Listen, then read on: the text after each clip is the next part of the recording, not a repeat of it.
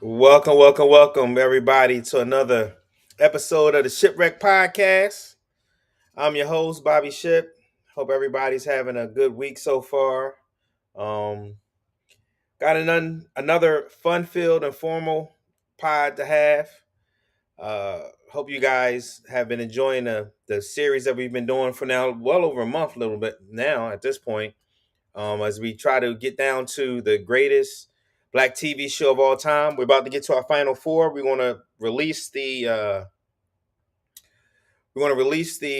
results for the final four on this live here on the show, and discuss who's going to make the final four. We're going to come up with how we're going to match them all up. Everybody came up with a great idea last week that we'll go ahead and have it where whoever got the most votes is the number one seed, to obviously the least votes is the number four seed, and match them up that way.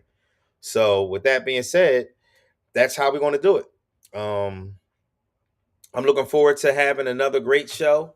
As always, any and everybody is welcome. If you're watching this podcast on Facebook, all I ask for you to do is click the link that you got there on your Facebook to take you to YouTube. And watching on YouTube, we're trying to get the views up there and get the algorithm to get our community bigger. If you're watching on YouTube already, just real quick, boop, boop, hit that like button for me. If you haven't subscribed already, hit that subscribe button. And I'm really looking forward to having a good show. Like I said, we're going to start off with the TV, and then we're going to go into the world of politics. We had some big elections yesterday, at all few elections, and the Democrats won pretty big, actually. And so we want to discuss that. And I also want to discuss, I found myself over the last few weeks, maybe in the last month or two, found myself either retweeting or agreeing with Marjorie Taylor Greene. And obviously, we are the polar opposites when it comes to politics and reality. But she has started to make some type of a U-turn. She made some type of a pivot. And she's starting to come back to reality, really. Come back to common sense, in my opinion. If you differ, please come onto the pod. That's what the shipwreck is there for. That shipwreck is right there because this pod isn't just for like-minded folks. It's for everybody to come on and express their views, express their opinion, and for us to learn and have a civil debate and discourse. So anyway, back to Marjorie Greene. So she's been saying a lot of different things than she ever said in the past. She's been ridiculing the Republicans a lot, whether it comes to healthcare, whether it comes to the shutdown or the Epstein files. So I wanted to get into not only what she's saying, but why is she saying it? So with that being said, we're going to start with the first section, which is going to be on the greatest TV show, Black TV show of all times. So here we go. We're going to start talking about the results. So as of now, the results will close. We're not going to take any more. I'm going to share the screen with you guys so we can go ahead and take a look at that real quick. Where are we?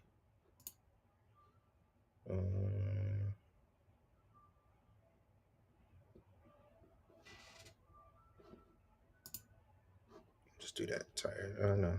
Do window.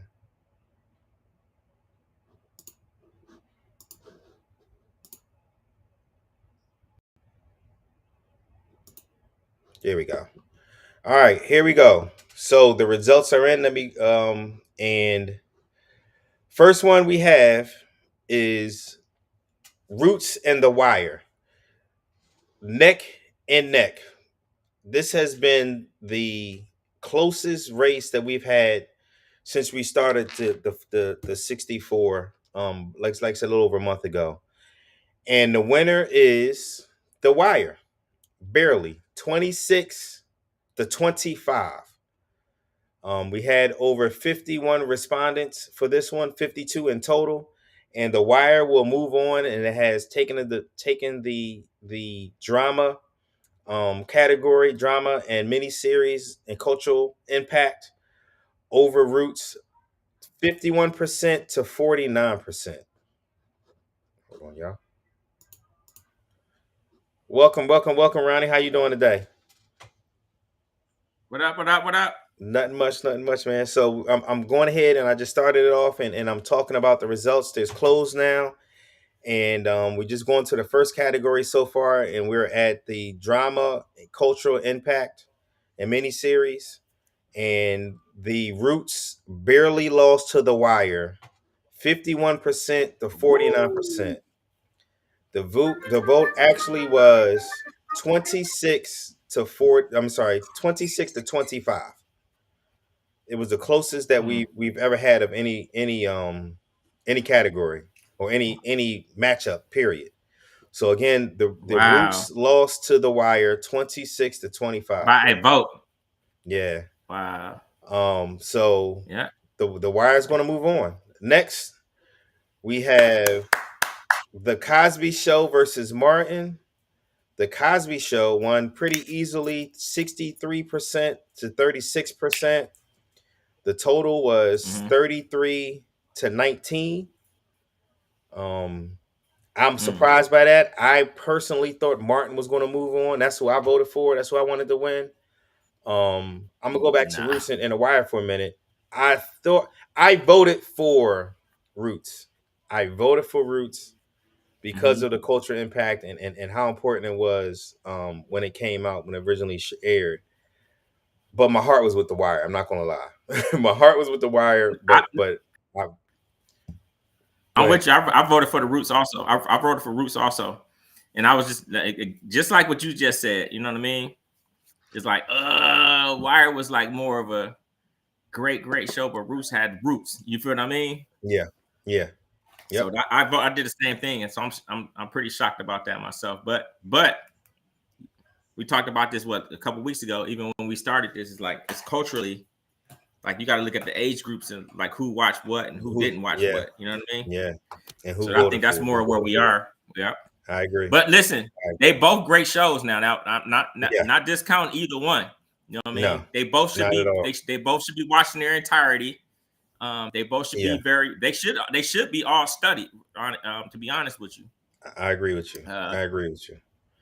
I yeah, agree with 'cause- you. And I am surprised because I really thought, to me, it was the two, the Roots and The Wire. I mean, the Wire and Martin, to me, were the two finalists for me, who I thought one of those two was going to win it all. So I'm happy The Wire's moved on, but seeing Martin go and to go the way as hard as it fell, I thought it was really going to put up more of a fight. To be honest with you, I really thought that Martin. Nah, man.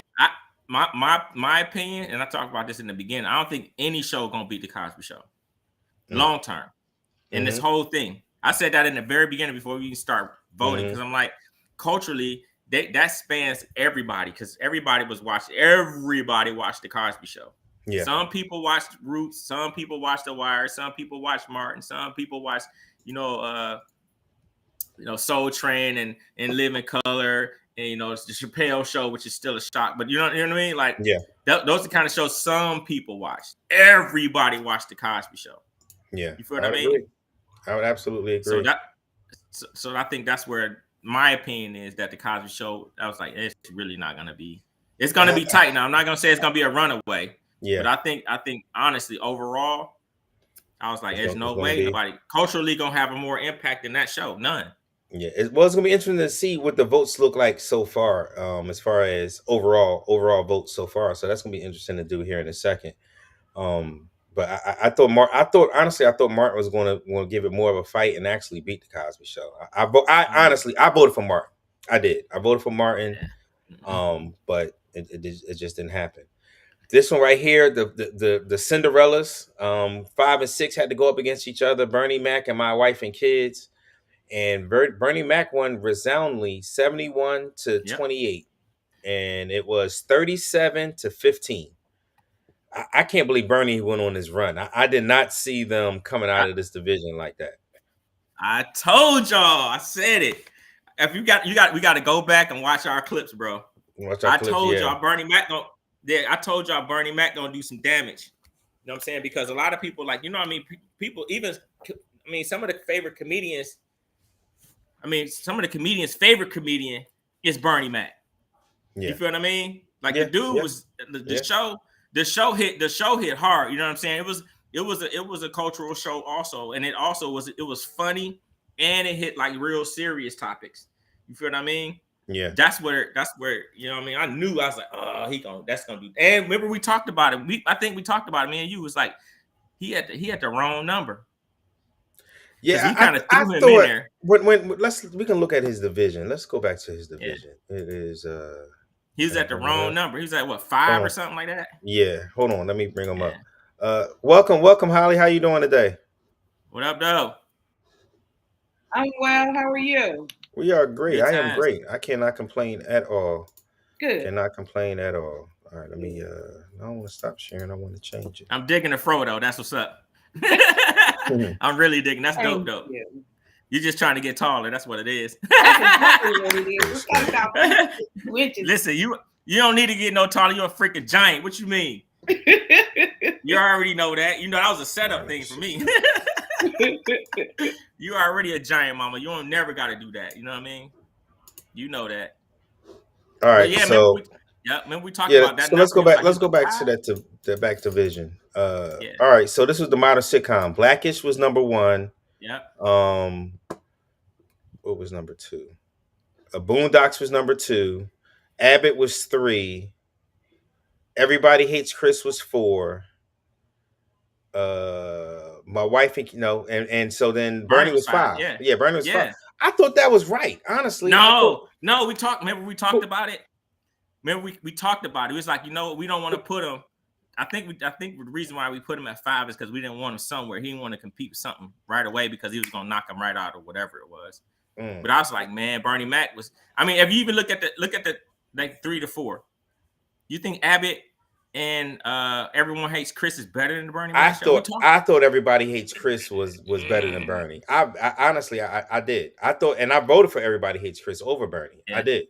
I honestly did. I thought Everybody Hates Chris was better than Bernie. Nah, I knew that. What about you, Holly? How did you so far? Did you see the let me get the results so far? I don't know if you caught them. Yeah, I was listening. I just couldn't get on right away, but I've been listening since the start. Yeah, but, so I think the big thing, the Bernie Mac show beat out My Wife and Kids. Yes. Beat them bad too. 37 to 15. It wasn't close. I mean, don't get me wrong. I think Bernie Mac was amazing comedian. I did watch the show periodically, but My Wife and Kids with Damon Wayans and Tisha Campbell, it was super funny. It was, it's kind of the same dynamic, a family, except he had, adopted his his sister's kids or whatever the case may be. But I just thought it was a little bit more, I don't know, just a little bit more polished than the Bernie Mac show. Yeah, I would agree with you. I voted for My Wife and Kids in this category too, to be honest. Yeah. So I've taken 3 L's now because I voted for Roots just because of cultural impact. I voted for Martin because Martin to me was just funnier and more comedic than the Cosby Show. Ooh. I mean, Martin, super funny. I probably have seen every single episode of Martin, but the Cosby Show just was the epitome of the Black family, so and it was just so relatable. Yeah. To the story, the storylines of each episode was just so relatable, and it was funny too. So yeah. Yeah. All right. And the last one that we need to discuss is Soul Train versus In Living Color. Let me bring it back up for everybody. Please. In Living Color beat Soul Train pretty handily.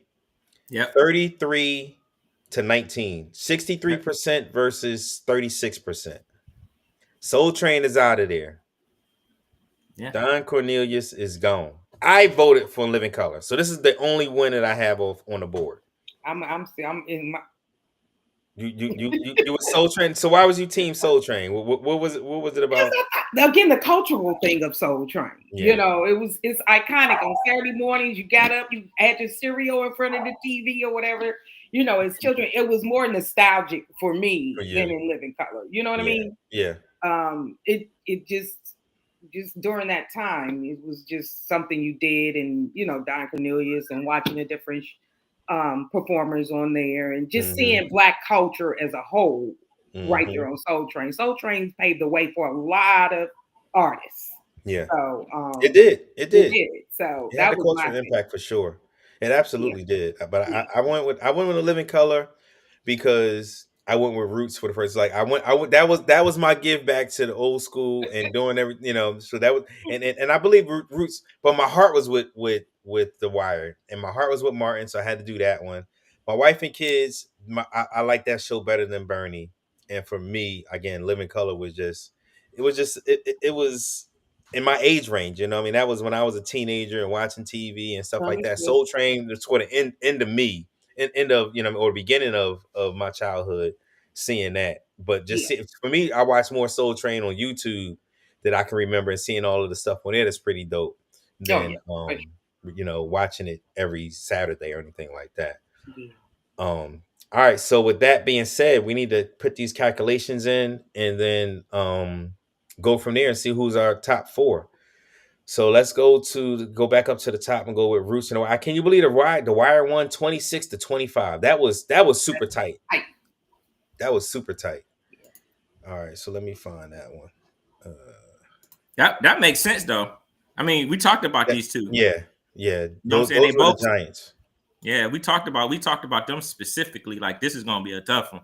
This the one I took the longest amount of time on too. I agree. I did too. I had to go to the other ones, and I had to go back and then had to hit this again. Like, hold up, this. Yeah, I absolutely agree. That was tough. The other ones to me were easy, but that one, nah. Yeah, they both were iconic. Which one took you the longest, Holly? Really, I mean, and I, you know, Cosby Show and Martin was the one that took me. I'm like, you know, but yeah, that one was probably the one that I had to kind of like do some toiling over. Yeah, but the other ones were super easy. Okay, all right. So the Roots got, I'm sorry, The Wire got 28 votes. So let me go ahead and put 28. 20. No, yeah, 28, 20. Somebody must have started try to vote again or something. Yeah, so that was 26-25 a second ago. I guess people try to come in and vote now. It's too late. Voting's closed. Yeah. Hey, the voting polls are closed, baby. The winners are already announced, baby. Yeah, people try to go in and vote now. Right. All right. Where is it? Ain't no fake news around here. No, it's done. It's done. So Roots was 25. Yeah. And The Wire was 26. That is crazy. Let's update it. Damn. Update. I knew that was going to be close, though. All right, so let's add them all up. So The Wire got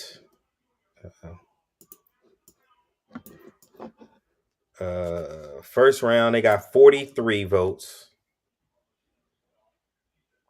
72 plus 49. 43 plus 29.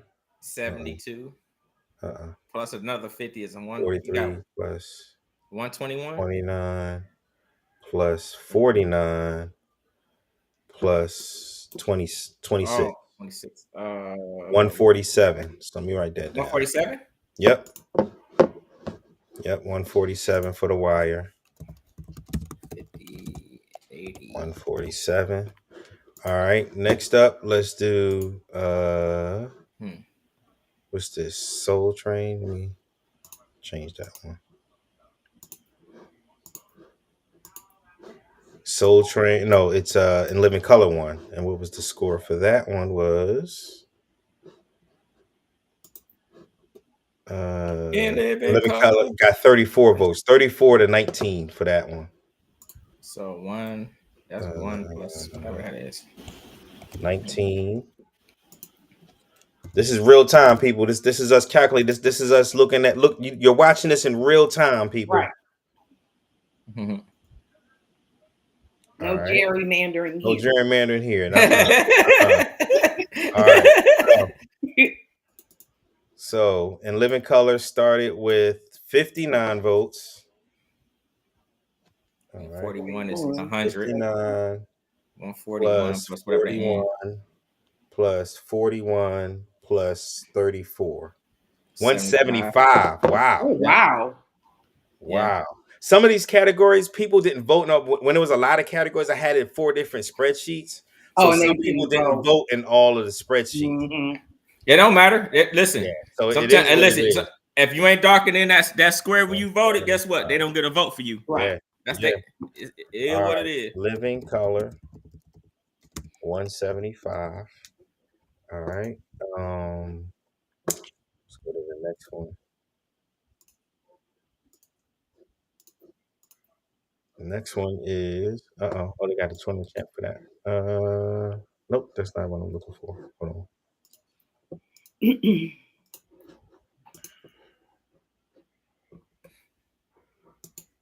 No, that ain't it.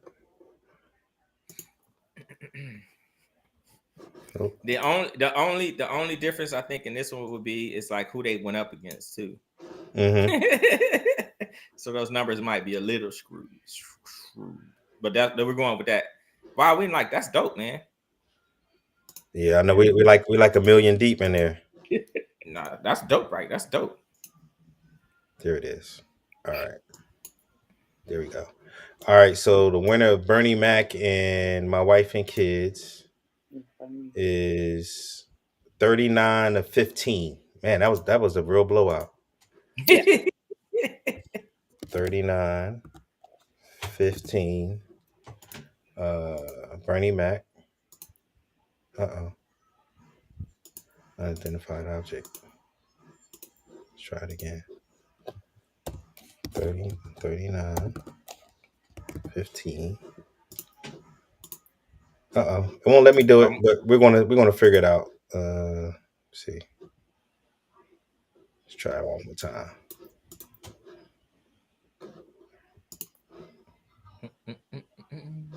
Can y'all can't even see it, huh? No, not right now. Yeah, I don't know what happened.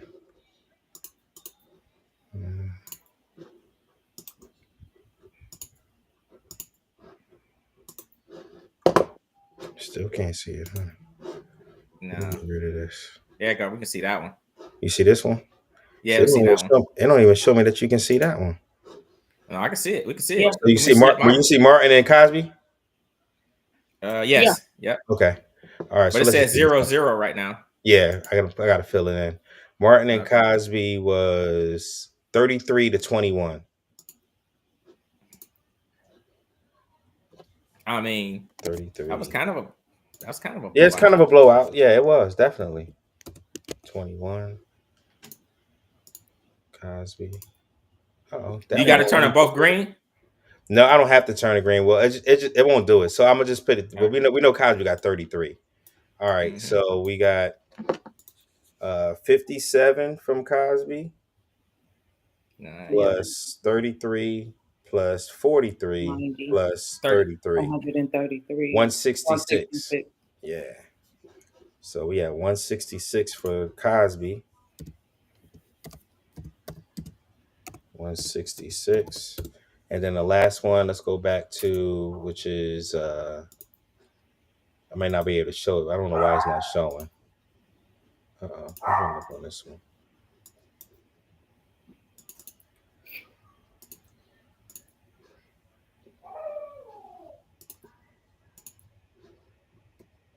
I don't know what's going on. Why it's not showing me anything. Give it a sec. Yeah. Yeah.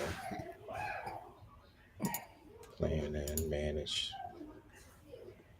I hope we ain't lose it all because we had they had the whole tally in there for me. Ooh.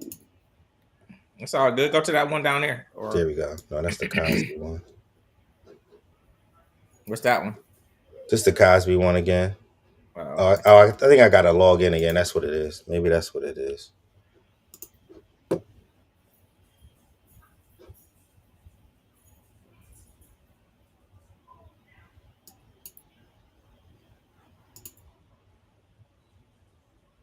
All right, there we go. Modern. There we go. All right, and what was the Bernie Mac was 33. yeah 39-15. Can y'all see it? Hmm? Yeah. Okay. Yep. Bernie Mac 39-15. There we go. There we go. Yeah, I must needed to log in again. All right, so let's go back to up top the Bernie Mac. So Bernie got 45 plus 32 77. plus 47 14 plus 39. 163. Mm-hmm. 163. So the results are the wire with one. Let's go to top to bottom. The wire, the number one seed now is in Living Color, 175. The Cosby Show is the number two seed with 166. Bernie Mac is number three with 163. And The Wire is last with 147. 2 against 4, 1 against 3. Yeah. So I that can see the means finals already. yeah. So that means it's going to be Nope, they got to vote. yeah. Yeah. No. Yeah. But so the matchup is going to be in Living Color versus The Wire, and The Cosby Show versus Bernie Mac. Oh, Nice. I can tell you gonna win now. Yeah. Cosby's definitely going to win. Yeah. And then we got The Wire versus In Living Color. I think The Wire is going to win that. That's gonna be. I think that's gonna be the tight one. That's gonna be the tight one. I think. Yeah, I can see it. I can see either. You know what? I can. You know what? You know what? I can see either way. But I already know who my pick's gonna be. I'm not gonna. This is our time to talk about them. So I'm gonna talk about it then. We're gonna talk about it. We can talk. So I'm gonna start with mine. All right. You go first. In Living Color versus The Wire, I'm going with The Wire. I'm just gonna say it right now. I'm going with The Wire. That to me was a phenomenal show. I understand the people that came out in Living Color. I understand what it grew and the cultural impact of it. But to me, The Wire was just a phenomenal show that I constantly have watched it maybe 4 or 5 times, front to back. Like, just even though I know what's going to happen, I watch it again and learn something new about the show. Yep, I just absolutely love the show. I am voting for The Wire. The Cosby versus Bernie Mac. Bernie, your run got to end. I like I said, I voted for Martin. I wanted Martin out of this division. But now if you're gonna make me pick between Cosby and Bernie Mac, I gotta pick Cosby. I have to. Yeah. There's no choice in that matter. I mean, like you can't even pit them two up against each other. I don't even think that's a fair fight. Yeah, it is fair because the voters have spoken. The voters have spoken. We got to go with what the voters said, and don't be mad about the outcome. If you didn't vote, you are correct. If you didn't vote for your team or for your show, and you see something that you don't agree with, whose fault is that? I mean, your agreement is that you didn't vote. So whatever the outcome is, it is what it is. Yep. That's just gonna be what it is. I'm with you 100%, bro. Yeah. So we ain't apologizing for what we did. If they ain't get out there and do what we did, you gotta get out there and vote. Gotta get out there and vote. And just so you know, we are going to do other categories too. We're going to do one for movies. We're going to do one for movies. We're going to do a drama category. We're going to do a comedy category. We're going to do an action category. And I don't know what to put the last one. Make the last. Like, I wanted to say horror, but I don't think it ain't 16 horror movies out there. So it is. Oh yeah, it is. I don't think I'm a big horror. Listen, yes, it is, bro. I'm a big horror fan, bro. Friday the 13th and Halloween and Exorcist. They got some. Well, I guess it is, but I wanted to do a black version of it first before we went to. Yeah. Nah, we ain't got we ain't got 16 horror black movies. No, I wanted to do a black version of it first before we go to a big open it up to everything. I want to do a black version of it first, and then I'm gonna come into it, do everything because I want the champion of the black version to go against, not go against, but like slide them in where they need to go in the other divisions and battle out. We also going to do a music one. We're going to do a music one where we do artists, and we're going to do songs. Ooh. Man, that's gonna be Yeah. the songs is gonna be forever because there's so So- many genres of freaking music, bro. It's to me, it's R&B, it's rap. I am not diverse when it comes to jazz or anything like that. So Yeah. for me, no. it's just R&B and rap. I don't listen to jazz like that. I listen don't to know. everything. Yeah, Me so I too. couldn't. I do got a question though. That. Go ahead. When we talk about the artists though, are we gonna do their catalogs? Because I don't think it'd be fair for some Oh, artists. you have to. You have to. Oh, You have to. It has to be the Okay. whole catalog. It has to be the whole Okay. catalog. okay. It has to. It If absolutely has to be the whole Michael catalog. Jackson pops up there, Yeah, or it's if Smokey Robinson pops up there, it's over. the problem. If The Babyface problem pop with up that there, is how do you do that? Because if you just can't do like R&B versus rap. You may have to do like honestly, you may have to do That may be two like separate whole. to have a separate whole tournaments. You have Yeah, to do that's two what I'm separate saying. whole tournaments Yeah. because Yeah. you can't put the same thing with rap. You can't put like you got groups, you got rap groups, and then do you do it by coast? Like you do it East Coast, down South, West Coast, like Yeah, that's then Midwest, like it's too much to. that's a lot. That's a lot, yeah. Yeah. It's a But lot. that's what I'm saying. Like that's what if we do a catalog, if you think about it, there's nobody that has a bigger catalog than Smokey Robinson on the planet. I disagree. Yeah. Name one person, because I'm gonna tell y'all why. So you talking about writing and stuff You like talking that? about- Yeah, you got to put all of that in there. I will The only put person- Babyface No. is my numero uno, and I don't Listen, care which You and talking I about got what writing you said. songs as well Yes. as their performance? Yeah, 100%. Mm. Y'all better do some research because when I pull somebody out said these, I gotta MJ wins, remember- period. People wrote stuff for Michael Jackson. He ain't write his own most of his That's own true. stuff. That's true. But performance wise, like MJ gonna be a number one seed though. I would MJ put- gonna be I a would number put- one seed. I would put Prince MJ over him. I don't know where we're gonna go with him, but MJ's gonna be a number one. I don't see how. This is where we're going. That's gonna be a whole debate. I'm putting in Prince itself. over Michael Jackson. I'm a Michael Jackson MJ fan. versus Prince. That's tough. I don't. That think ain't I tough can for pick me. it. I can't. Because Michael Jackson don't play all the instruments. He don't write all the music for all the instruments. He don't write all the lyrics. He don't write. Prince wrote all his stuff, and he wrote for other people. And you know what I'm saying? Like that's he a R. Kelly. He R. Kelly's R. Kelly. You feel what I'm saying? Yeah. And then you know who Prince's R. Kelly is? Is freaking Smokey Robinson. Going back to Smokey Robinson. Y'all better listen. Y'all better go do the research. And y'all gonna be like, this dude wrote all the Motown shit, all of it. Like Ship said, you got to go to Babyface because Babyface has wrote every Motown is. I'm like Motown. Yeah. Motown is before Babyface. I understand that, but Babyface transcends everything. Yeah, he is by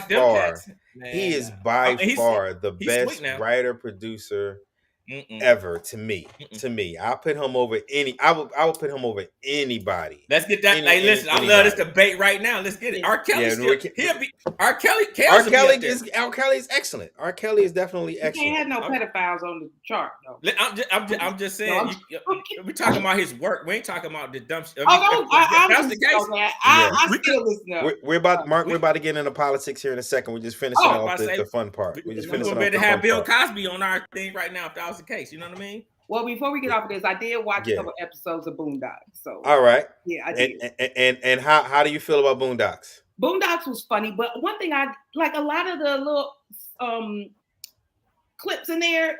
Was that coming from some of the movies? Because I think that guy. Yes. Was he from Django? Yes. Yes. So that's. Yeah, it was like little snippets that they took from different movies that was kind of interesting. But yeah, it's pretty funny.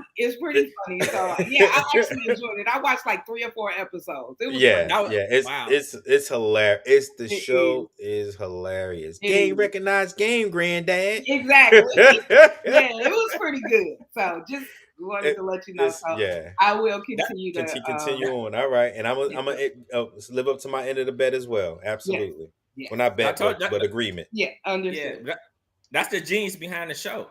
Yeah. You feel what I mean? Like a lot of you got to catch some of that stuff because some people don't understand like a lot of it too. That's what a lot of the Boondocks people don't really understand. It was a parody of a lot of shows. You know what I mean? And great movies. You know what I mean? Yeah. Yeah, wait till you get to the slick name Pimp Back. Oh my God! Slick Back. Don't give it back. Don't give it away to her. It's so much. It's so much, and the show is just phenomenal. It really was. I'm surprised it should have won. It really should have won that division. 100%. All right, so let's pivot to what's going on in the world right now. We still got a government shutdown. We had a big election yesterday. I hope everybody voted. If you didn't, get out there and vote. And if you don't know what you're voting for, educate yourself. There's tons of ways to educate yourself, and just be humble enough if you don't know. I'm sure you know somebody who knows that can help you with that.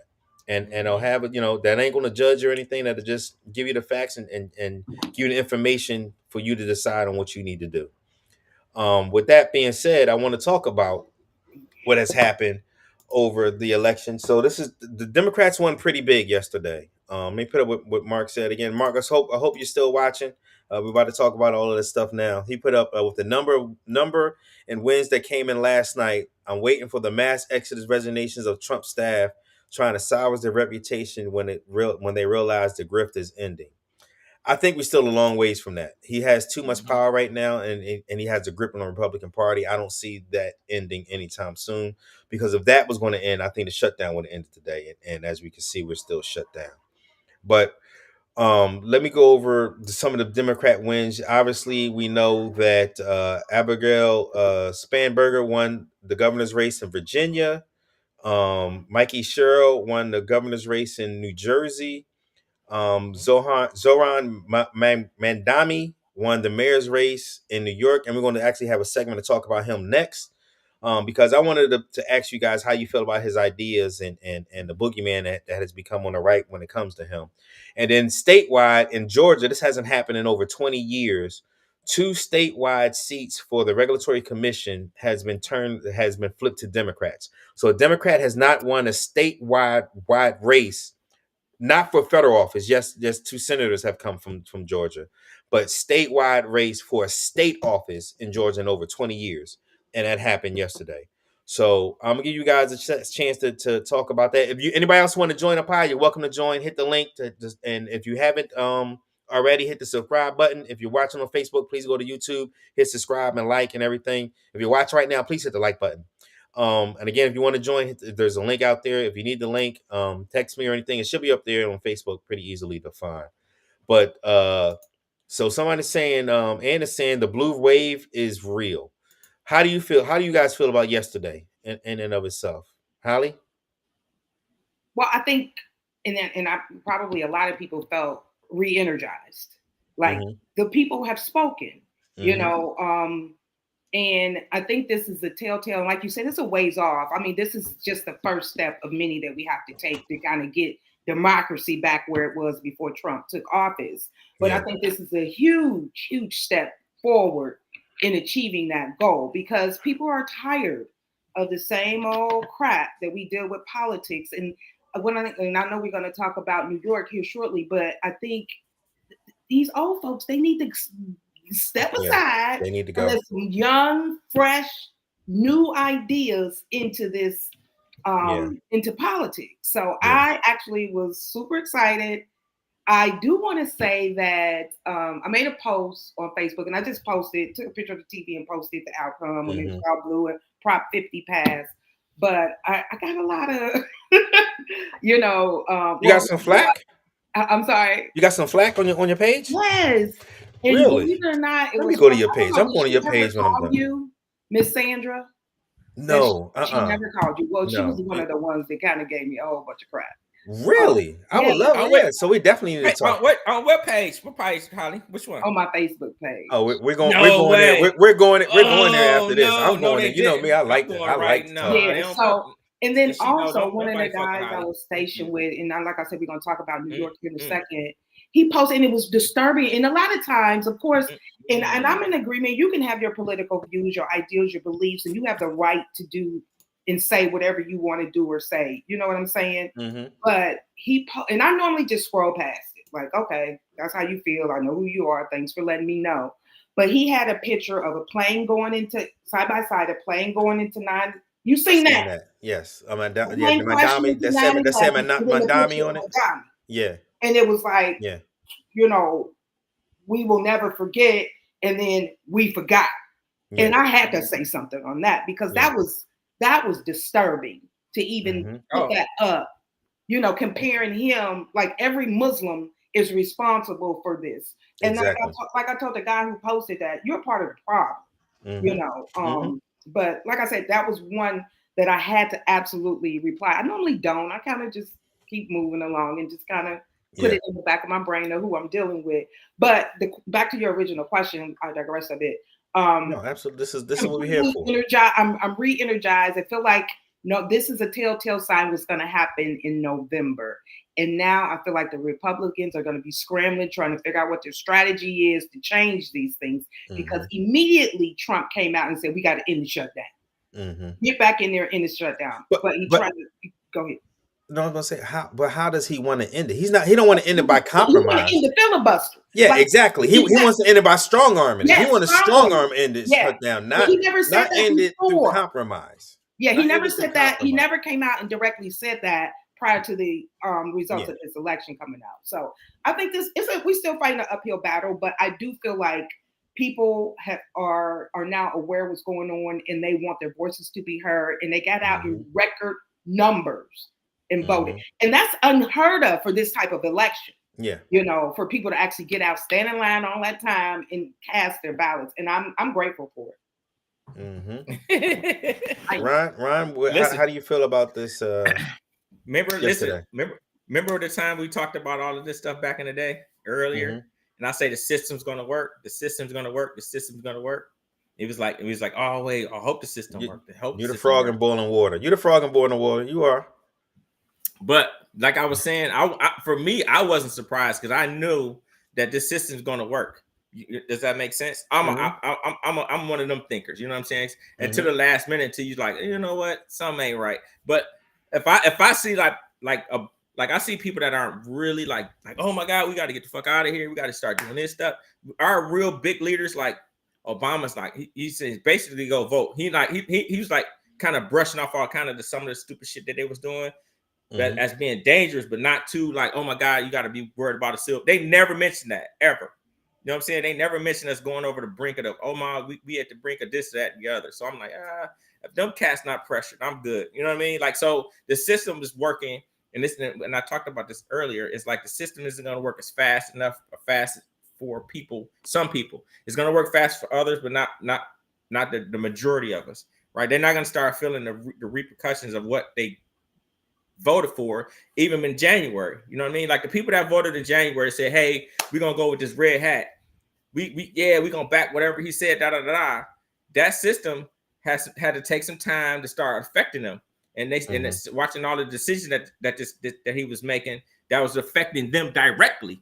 You know what I'm saying? Things that they couldn't hide and say, you know, it was because of Biden, even though they tried to turn it into this is because of Biden, because I took your food stamps away. This is because of Biden, I just fired all these federal workers. This is because Biden, I kidnapped all these people and put them in jails, you know, without any due process. I've blown up all these shit. This Biden. People starting to see that like, nah, bro. Listen, what's the saying? Do something bad to me, shame on you. The second time is shame on me. Yeah. So these cats, so a lot of times they got to be that first like, oh my God, I just touched this hot ass thing, and I was like, oh snap, I ain't gonna do that again. You know what I mean? I'm not going to listen to you anymore because now what you're saying is going to be zero. You know what I mean? Because now it's going to be starting being more and more scrutinized. And that system's going to work because that one person or those 10 people got affected is going to affect another 10, another 100 people. Those 100 people are going to affect 1,000 people. And it's just a slow process on how this stuff works. That's why I said the system work. Believe in a democratic system. Is it going to be some flaws in it? Yes. All right. Is it going to always run smoothly? Absolutely not. We're a baby country. This country is 250 years old. You know what I'm saying? So it's not like, you know what I mean?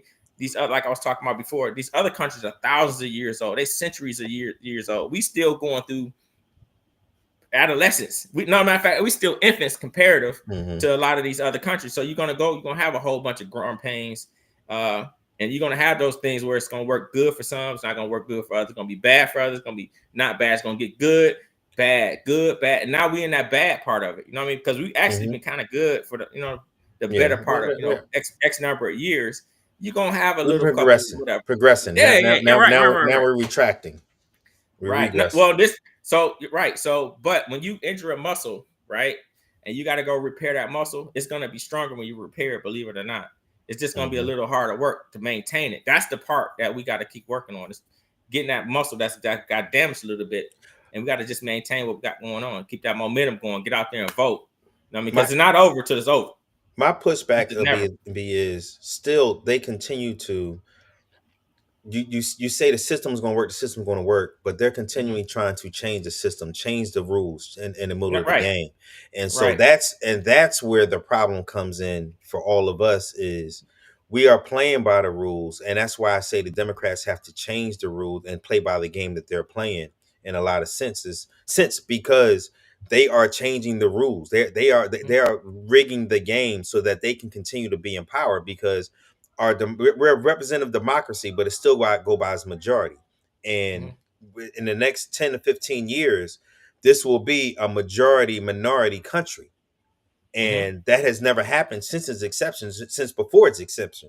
It's been white rule, white majority the entire time. And that is changing. And that's honestly, I think this is what all of this is backlash to that. And that goes back to what you seen with their Holly is the otherism. And that's what I think a lot of people have clammed on to is their otherism and getting rid of it and not thinking about the stuff that actually affects them in their daily lives and affects their family even.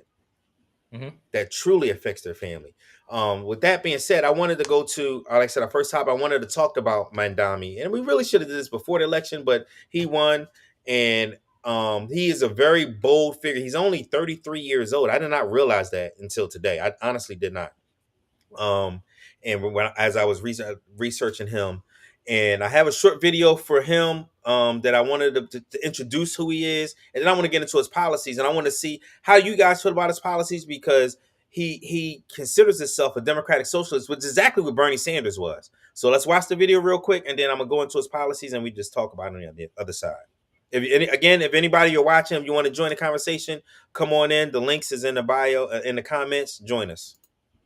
No, I'm a democratic socialist. That means I believe in dignity for all people.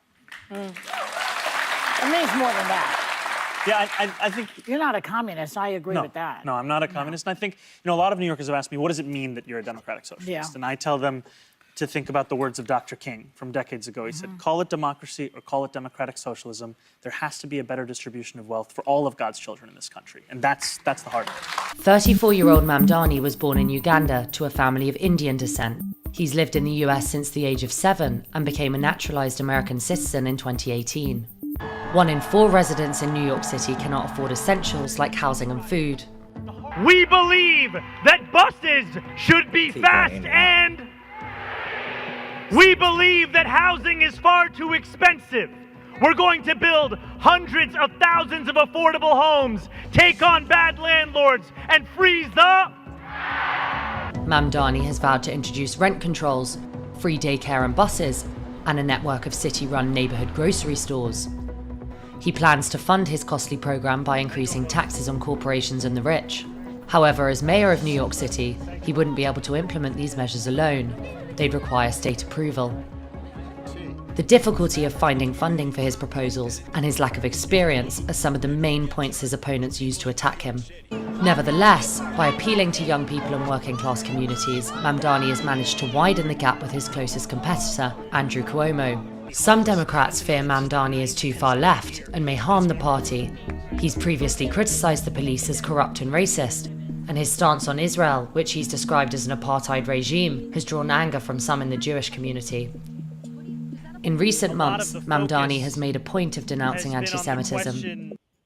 All right, so that's a quick synopsis. I'm gonna tell you what his top priorities are.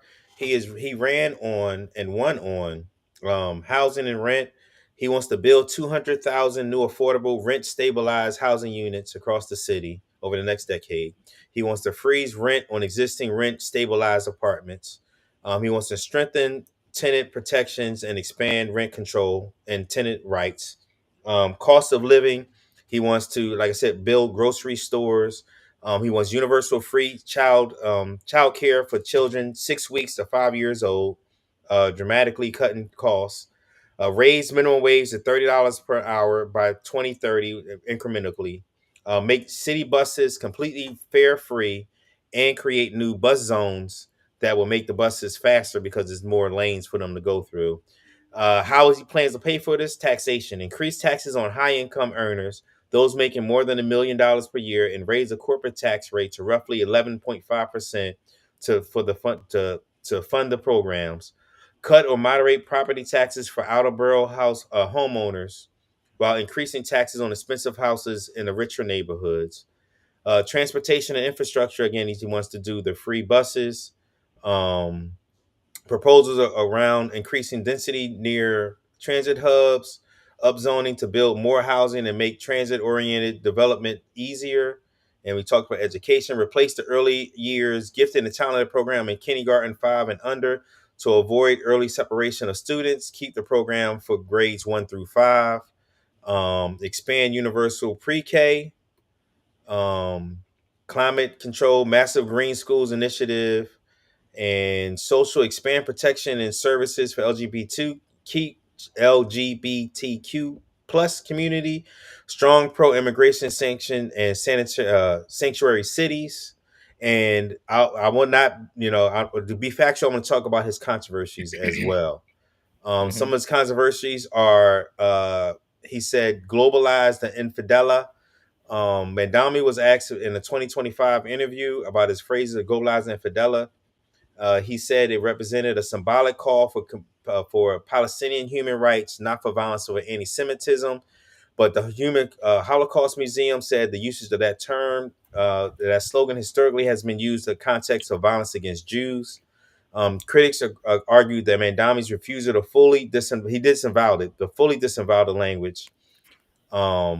This controversy taps the broader concerns about his views on Israel-Palestine, his framing of human rights issues, and those that might translate into municipality leadership. And he's had some past social media stuff when he said defund the NYPD.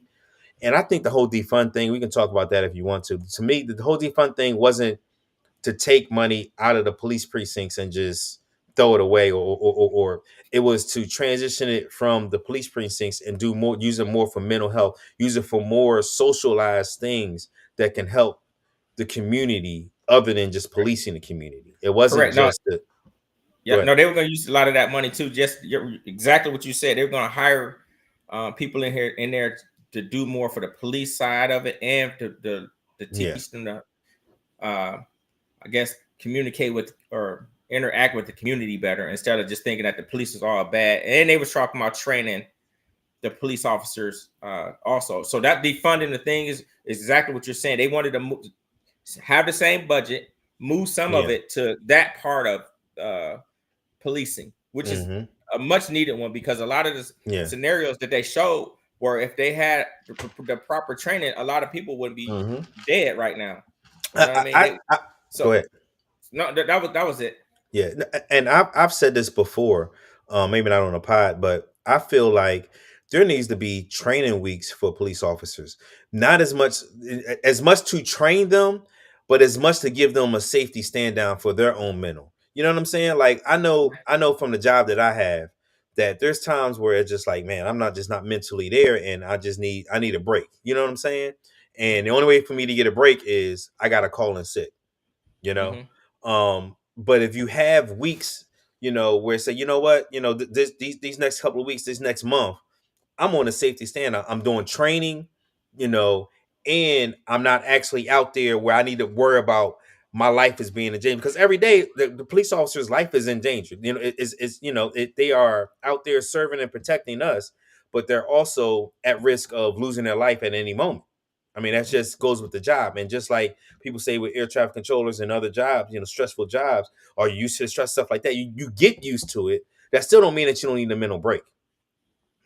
So I feel like police officers should be able to have those mental breaks at times through training, which one, again, trains them and gets them ready to get back out there and also gives them a refreshment, gives them a stand down to get ready to get back out there. Maybe just once a year for a couple of weeks.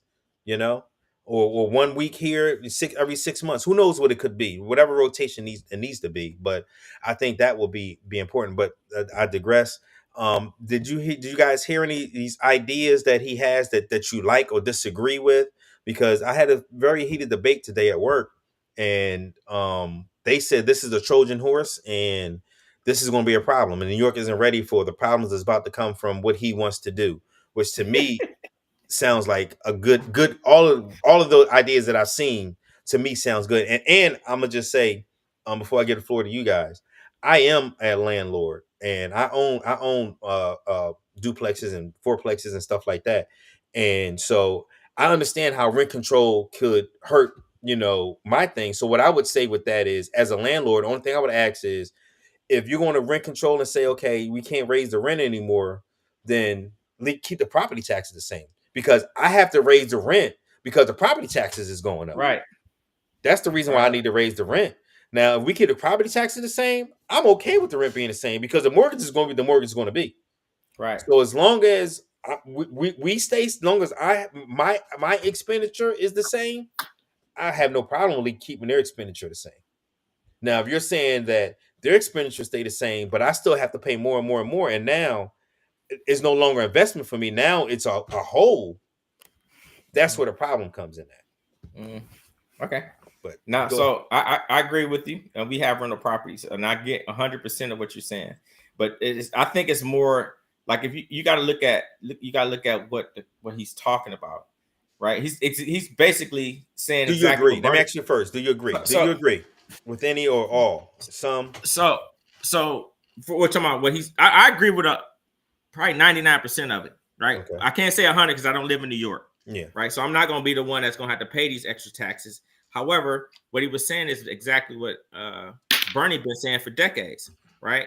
Hey, gazillionaires, pay your fair share of taxes. So that's what I'm saying. It's specific to higher earners. You know what I'm saying? That these guys are making over $1 million plus, 2 million plus, whatever it is, that they have to actually pay their taxes, right? If they pay their taxes, all of the stuff that he just talked about is going to be free. It's going to be exactly what it is. Of course it's going to be, but what people don't understand, and I think people really should understand, and maybe they do, right?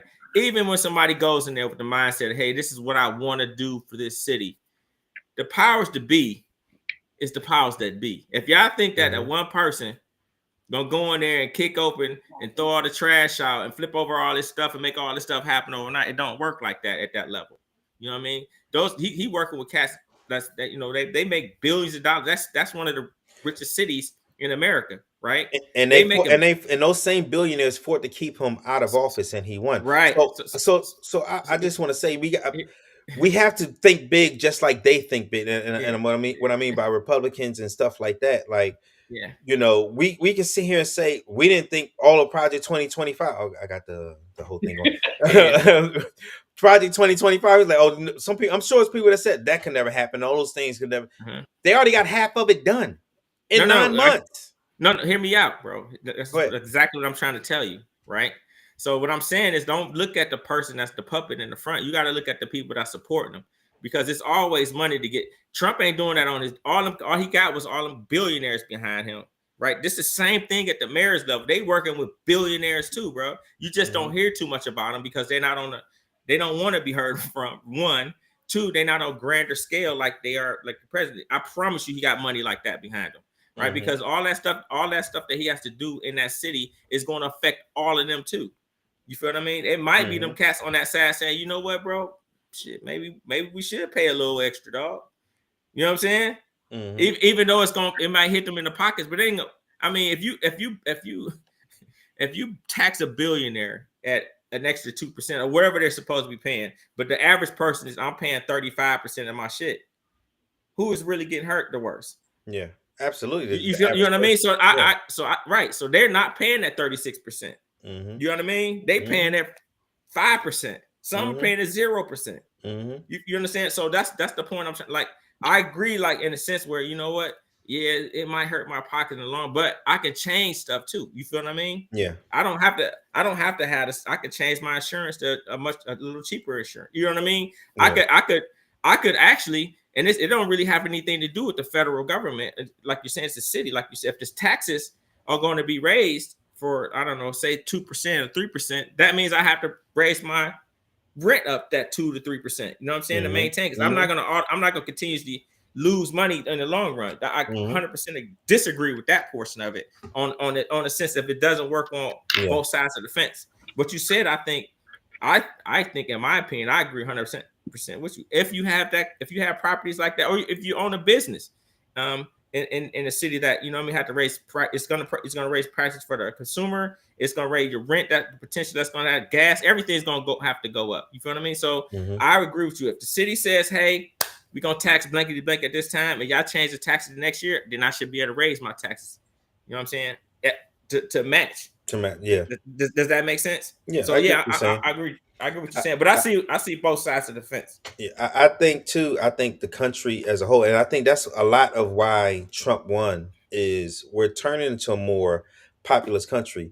And this is the debate, that part of the debate we had at work, is they were saying capitalism, capitalism, but I'm like, we're turning into more of a socialist country. I said maybe you don't know what Trump got going on, because he's literally buying companies and making them a part of the U.S. government. He Intel 15%. He just said that we want to do nuclear power. He picked the winner and says, once your valuation is this much, we own 20. The government owns 20% of your company. Did the same thing with TikTok. He is literally making it where the government owns companies. If Obama would have ever done that, oh God, you guys don't know the government owns a lot of big companies. Hold on, let me get this list for y'all. Did y'all not know that? Go ahead and look for it. I just want to read this comment real quick, and then Holly, let me give it to you, the floor to you. So my question is, are we seeing a shift in power in the Democratic Party? Mamdani, AOC, Sanders, is this who will win the elections? Is this who the younger, more progressive voters want? Because up until last year, voting for Democrat was until last year, voting for the Democrat was exciting as going to your Aunt Patty's house for Thanksgiving, who makes the worst gravy in the world.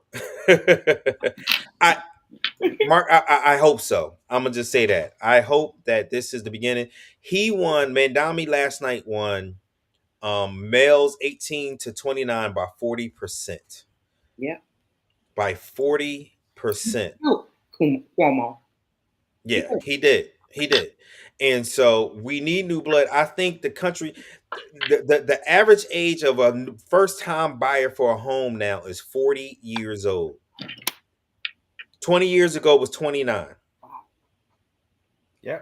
It's impossible, not impossible. I mean, it can still happen, but it's so hard for young people to live in society as it is right now, because the prices are so high and everything. And it isn't, and I'm sure people gonna say it's Biden. No, this has started before him. It's been gradually.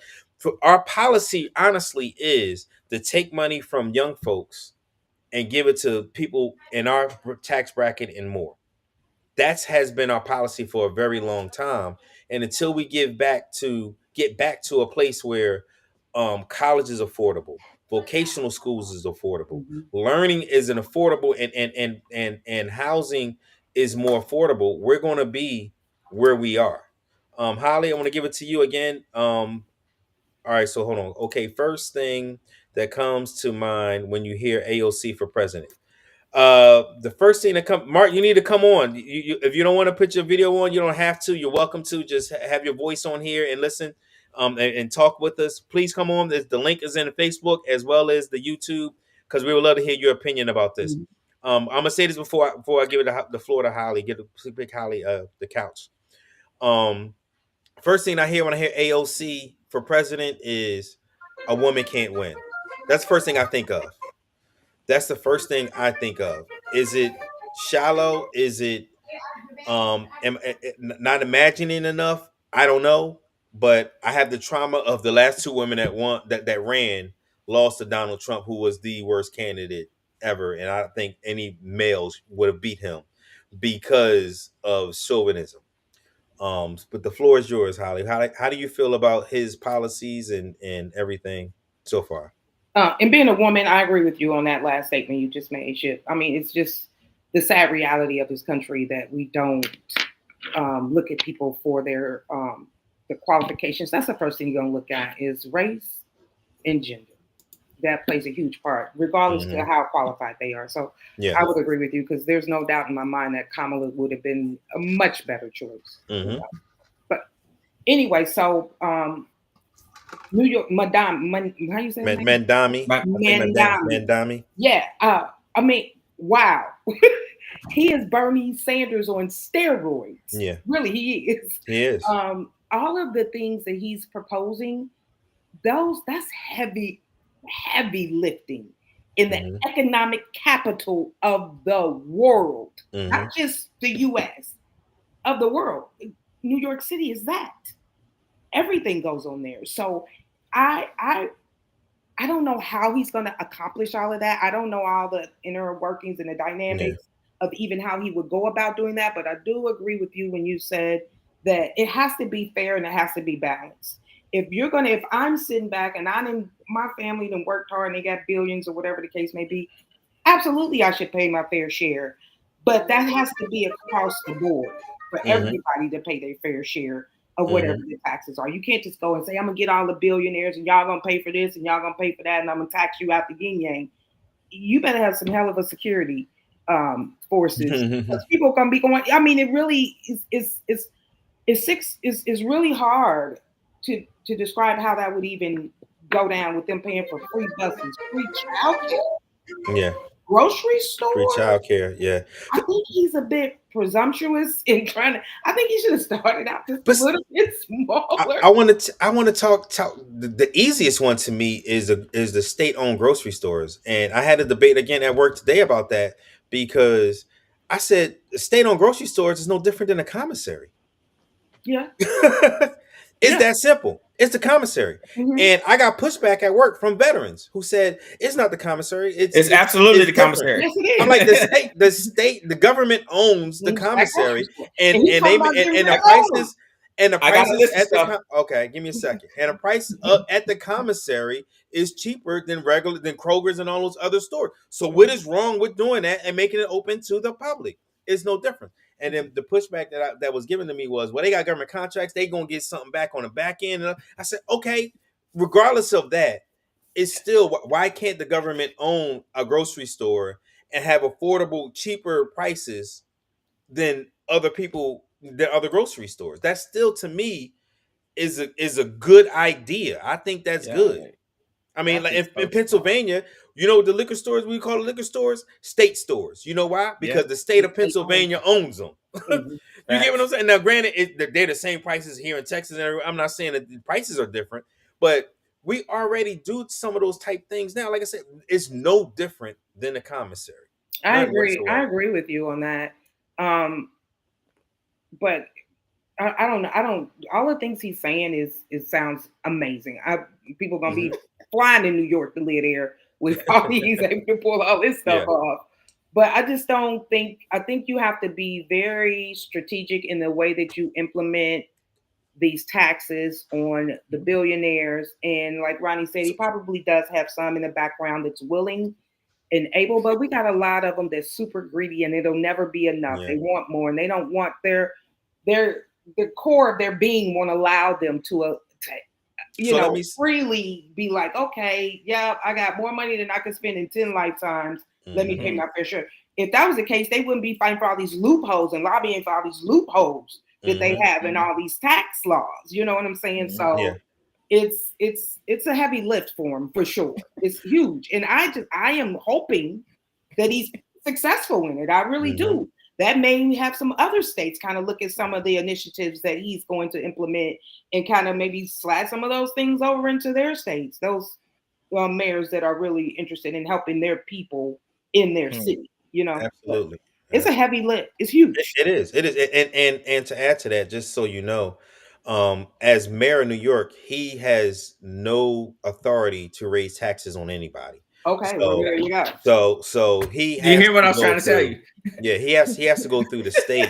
Now, the governor has said that she's for the free healthcare, not for healthcare, free childcare. Yeah. So, but is she willing to do his plan or come up with a plan that will help pay for that or pay for that? is the question.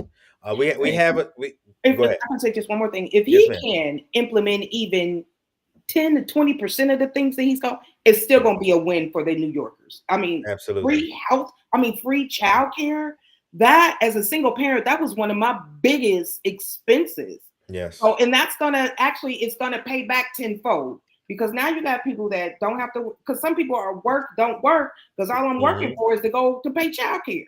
So my whole check is going to pay childcare, and I'm going to work. So now if you eliminate that, that is going to boost the economy more, because now you got more people are working, you got more expendable income, so they spending money in it. So it's the second, third, and fourth order effects of each and every initiative that I think is going to have to be looked at as well. We just say give them the Heisman. We're not doing that. Yeah. So we had another guest. Oh, I'm sorry. No, it's okay. No, they got off. Yeah. So OJ, I don't know who OJ was. That's my cousin. Okay, well, tell him to come back. I'm gonna get come back. I'm gonna send it back to him. That's all right. So let's finish. Like, so go ahead. So that's what I was trying to say earlier, right? Is that the guy? And I'm glad you broke it down even better, Kylie. That you break it down. It's not just, you got to remember like where he's at. Like, he's not the whole state. He's a city. So you got other cities. Then you got bigger. What's bigger than the city? Oh, you got the governor. So none of that stuff works like people think. What they got to do is get those billionaires behind them. You know what I'm saying? That the governor got, and they got to buy into this. That's what I'm trying to say. Don't look at it as just a small piece of it. You got to look at the entire part of it. That's why I always say about Trump or about this. It's not the person that you see. It's the people that's with the strings behind all of that stuff. And it's too much money behind all of this stuff, especially with that Epstein thing. You watch what I tell. But anyway. So here's some companies that people don't really know that the U.S. government owns. Okay. As a percentage of ownership, or they own. They don't do percentage. They own things outright. Okay, so he's a flat out owning. All right. Outright. Federal National Mortgage Association. Y'all know what that is? Fannie Mae, Freddie Mac. That's Fannie Mae and Freddie Mac. Who owns the most what in the United States? Fannie Mae and Freddie Mac. Yeah. Who owns the most what in the United States? Yeah, mortgage. The most property yeah. in the United States. That's just one thing that the United States government already owns. And imagine all them subsidiaries underneath all of that. And you talk about the government owning the grocery store. They already own all the grocery stores. Y'all don't see, y'all looking at it too small of a thing, right? The federal home, they already talked about Freddie Mac. Talked about that, right? They obviously own USPS. Y'all know about that, right? Yeah. They own Tennessee Valley Authority. What is that? Oh my God.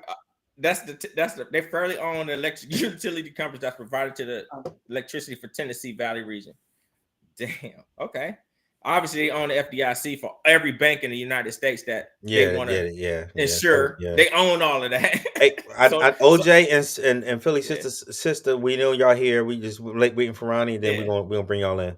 So just stand by. So I'm last couple, because it's more. It's a whole lot of them, right? They actually own Amtrak. Did y'all know that? What? No. Yeah. I know they own Amtrak. Yeah, I know they own Amtrak. Yeah. Amtrak is a government. So and they own. Guess what else they own? The last thing I'm gonna last on here is the federal prison industry. Prisons. Yeah, they own prisons. Yeah. Oh yeah, for sure. Yeah. That's how much money prisons generate for the United States government. Yeah. So that's just so no. What I'll be trying to tell folks, man, people minds be so little. They looking at the little piece. No, that little piece got put there by something. That something put them there. Something put that something there. It's always you just all you have to do to be the simplest way of doing this, man, is follow the money.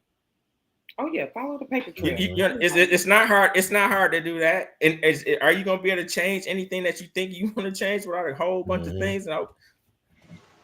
Listen, do you think my kids in my house can change any rule in my house, right, wrong, or indifferent?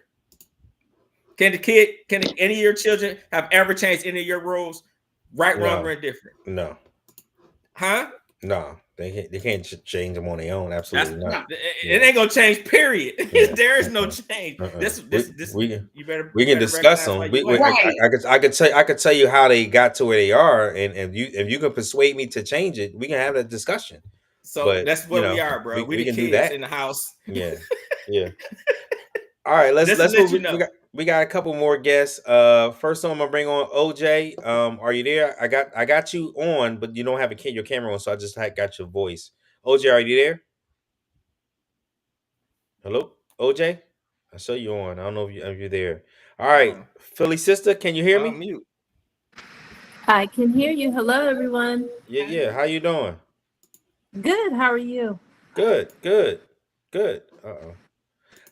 So you're late to the party. However, we can discuss everything we've been talking about already.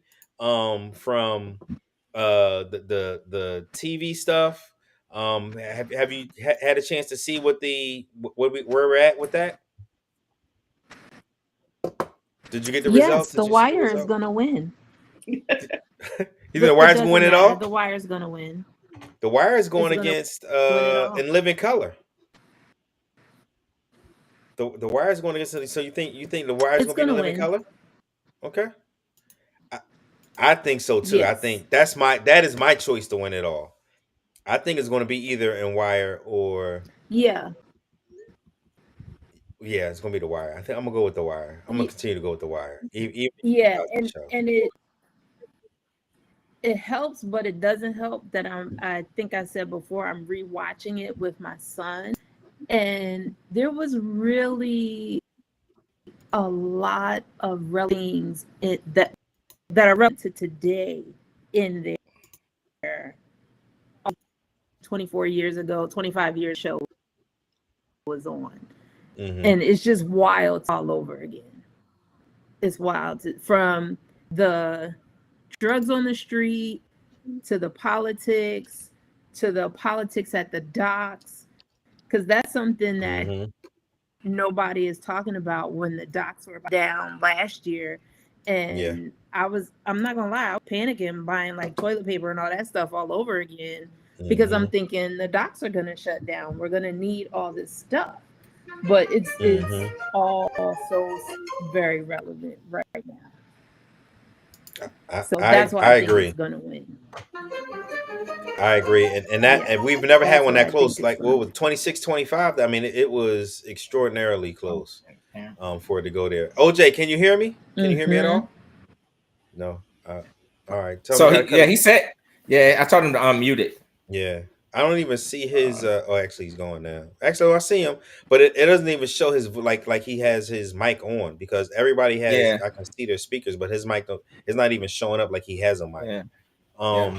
So have you been watching as far as where we're at with Mamdani and the Dems and everything, and how have you heard of his policies, and do you agree with any of his policies? Don't agree with them or anything like that? Before we move on because I want to talk about Marjorie Taylor Greene. Well.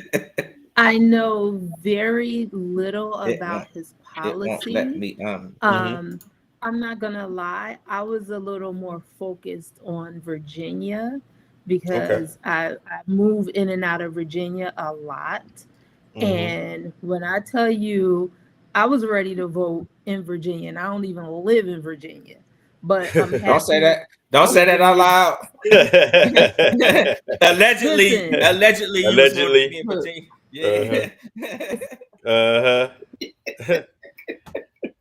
Allegedly. I see allegedly. I'm happy in Virginia. They did their thing. I'm happy. Yeah. That they came through, because it was interesting to watch the news in this state, and it's interesting to watch the news from the perspective of a non-resident. And I'm just looking at the news like, I hope y'all know what y'all need to do. And they did it, you know what I mean? So I was happy. I'm gonna say this. I'm in these stupid debate groups. Tell OJ that I still don't see his mic at all. I'm in these stupid debate groups, and one of the Trumpers, because that's really what it is. He's truly a cult member. Oh, so now you don't like black women? Now you say you vote for it's all about black women. And I honestly didn't even respond to him, because it wasn't worth my time. It honestly wasn't. but I can talk here. I'll say it here because, like I said, he doesn't deal with facts or deal with intellectual honesty or anything like that. She was a terrible human being. She was a bigot in her own right, and I wouldn't vote for her. I'm gonna be honest and say, go ahead. I was gonna say she was definitely Tyrone Biggums. Yeah, definitely Tyrone. She, Uncle Ruckus too. Like she was. She would have never have gotten my vote. And I'm gonna tell you somebody else. Go ahead. I saw her campaign advertisements back in August when I was working in Virginia. And all I saw was this woman. I'm not even putting a color to her. I saw a woman on a huge billboard with a rifle in her hand saying, I want to be your governor. I said, what the hell? What is going on right now? Because that is not someone that I want governing, if I said that correctly, any policies over my life. Her skin color doesn't matter. Yeah. That advertisement was so disheartening, disturbing, unsettling, just for, like you said, a human being to stand up there with that huge rifle and say, I want to be in charge of everything. No, ma'am. No. No. So again, I'm ecstatic that Virginia did its thing. She lost me when as soon as I seen her say, she's a horrible human being. When she said, I will fire somebody because they're gay, it's a wrap. I don't know. She said I don't see that as being illegal. Yeah. And it's like, what the fuck? Listen, I'm out here, you know what I mean? You should have heard some of the stuff that people were saying about it. Listen, but everybody knew that out here, you know what I mean? Where you know, but the whole thing is but she said, I support what the president's do. It was as soon as she mentioned that in my head, I just pictured Uncle Ruckus, and I could. You know what you can appreciate though, and it is demented as she sounds. I don't know anything about her. I just heard. I can appreciate her showing us her whole hand. Absolutely, I appreciate her honesty. I appreciate her honesty. I absolutely do. I appreciate her honesty, and so I have the right to say I appreciate that. You did an outstanding job with your honesty. Yeah. Now have a seat, ma'am, because I don't care who you are, what you look like. Now we know it could have been Obama. We know how to deal with you. We know how 100%. Because I don't care who you are. I don't want discrimination against anybody for any reason. For what? For any reason. This ain't a black or white thing. This ain't no thing. Just because you black, I'm gonna vote for you because you black. Because you know how to give me the handshake, or when I see you walk by, we know how to do the nod. No, it don't work like that. You got to be a good human being. You got to have good policies. You got to actually believe and want to be there. There you go. All right, OJ, we got you now. We got you now, OJ.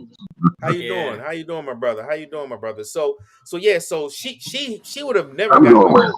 And before we get to you, OJ, I want to say the other one that wouldn't have gotten my vote, and he won, and he was a Democrat, was the Johnson dude from the AG, the Attorney General that ran that sent text message saying, no. Listen, no. See, let me finish, and I'm gonna give you a chance to explain it. I'm gonna give you a chance to explain it. Give me a second. I'm just want to. From what I know, Jay Jones, he had the text messages saying that he thought about killing his coworker and his kids, and I'm out. I don't need you being the top cop in my state, and I don't care, Democrat, black, white, none of that matters. Intellectual honesty is what matters. If you're a terrible human being, right, or if that's how you feel, you can feel that way. You could have had those dreams. I'm out. I can't vote for you. Thank you. Right? No, 100%. I hear what you're saying, but the thing is, like, everybody outside where we at, did you read the entire the entirety of the exchange? I did not. So, and if you can educate us, you can educate us on that. So what he was talking about is like it was kind of similar to what people was talking about. Like, is it going to take for these people to start losing their family? Somebody's going to be like, say for instance, I can see my, like, you know what I'm saying? He's explaining. He's not like wishing it on. He's explaining. You gotta read the whole script of. And what he did was he came out. He's like, you know what? I apologize if somebody took it the wrong way, because that's not what he meant. Obviously, does that make sense? Because once you read the whole concept or the whole thread, The whole concept. then you'll understand. Yeah. So then you'll understand that, like, oh shit, I can see how somebody can see it that way. But then you like, if you really like, nah, that's not what he was saying. You understand? Does that make sense? All right. So, but next week we're gonna discuss it. I'm gonna bring up the whole text and we're gonna read it and we're gonna discuss it and read it. And then we can decide on air next week in the pod if we would still vote for this man or not. But right now, from what I know, from the snippets I know, and that's all I know is snippets. All I know is without any context to it, but it's hard to put context to. I dream of killing you and your family. It's kind of hard to put. I don't know what context. I don't know what context is gonna make that sound any better than that. But here we are. Yeah, I got you. All right, OJ, Can I'm you coming send to you, us bro. that full article? Yeah. I'll find it. OJ, you went from not having a mic to your mic being too strong, and I had to meet you. So welcome to the pod. This is your first time on. So welcome to the pod. Welcome to the couch. We appreciate you coming on, my brother. And so we've been talking about a lot. We got the black TV shows. We can get into that if you want to. We've been talking politics. What's on your mind? What made you want to join the pod today, other than your cousin? I'm always down to listen to a good conversation. Absolutely. So to me, it doesn't matter what we're talking about, as long as it's a good conversation, and we can debate about who's right, who's wrong, or we can agree somewhere in between the middle. Absolutely. That's what the Shipwreck is about. Shipwreck is about, I don't expect everybody to come on here or to agree with me or disagree with me. I just want us to have an honest intellectual conversation that's civil, that we can learn from each other, hopefully, and go from there. And factual. It has to be factual. We like to deal with we only going to deal. I ain't say like we only going to deal with facts. And if we don't know, we'll look it up while we're talking. We will look it up. So can you give me a little background about yourself? Because honestly, I don't know. Do you consider yourself a Democrat, Republican, Independent? If you don't mind sharing, how have you voted in the past? How do you feel that the country is going as a whole right now?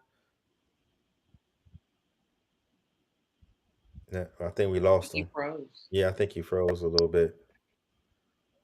I'm a good idea. Yeah, he breaking up. Damn it, it's slow. Yeah. Log back in. Lando, log out, log back in. Yeah, you may have to text him. Okay. Yeah, he like breaking up and all kind of stuff. Yeah, you might have to text him to tell him come back in. There we go. He back. All right, go ahead, my brother. The floor is yours. Start up. You got to start over. Oh yeah, I would pretty much predominantly Democrat. Okay. Oh man, it's breaking up again. Stop moving around so much, bro. I got it. You know what? I got to work on the option where people can just call my phone number and then just like literally old school radio where you can just call in and just call in. Yeah. I got to work on that option. I got to put that on my to-do list. We got to work on that. Because he froze again.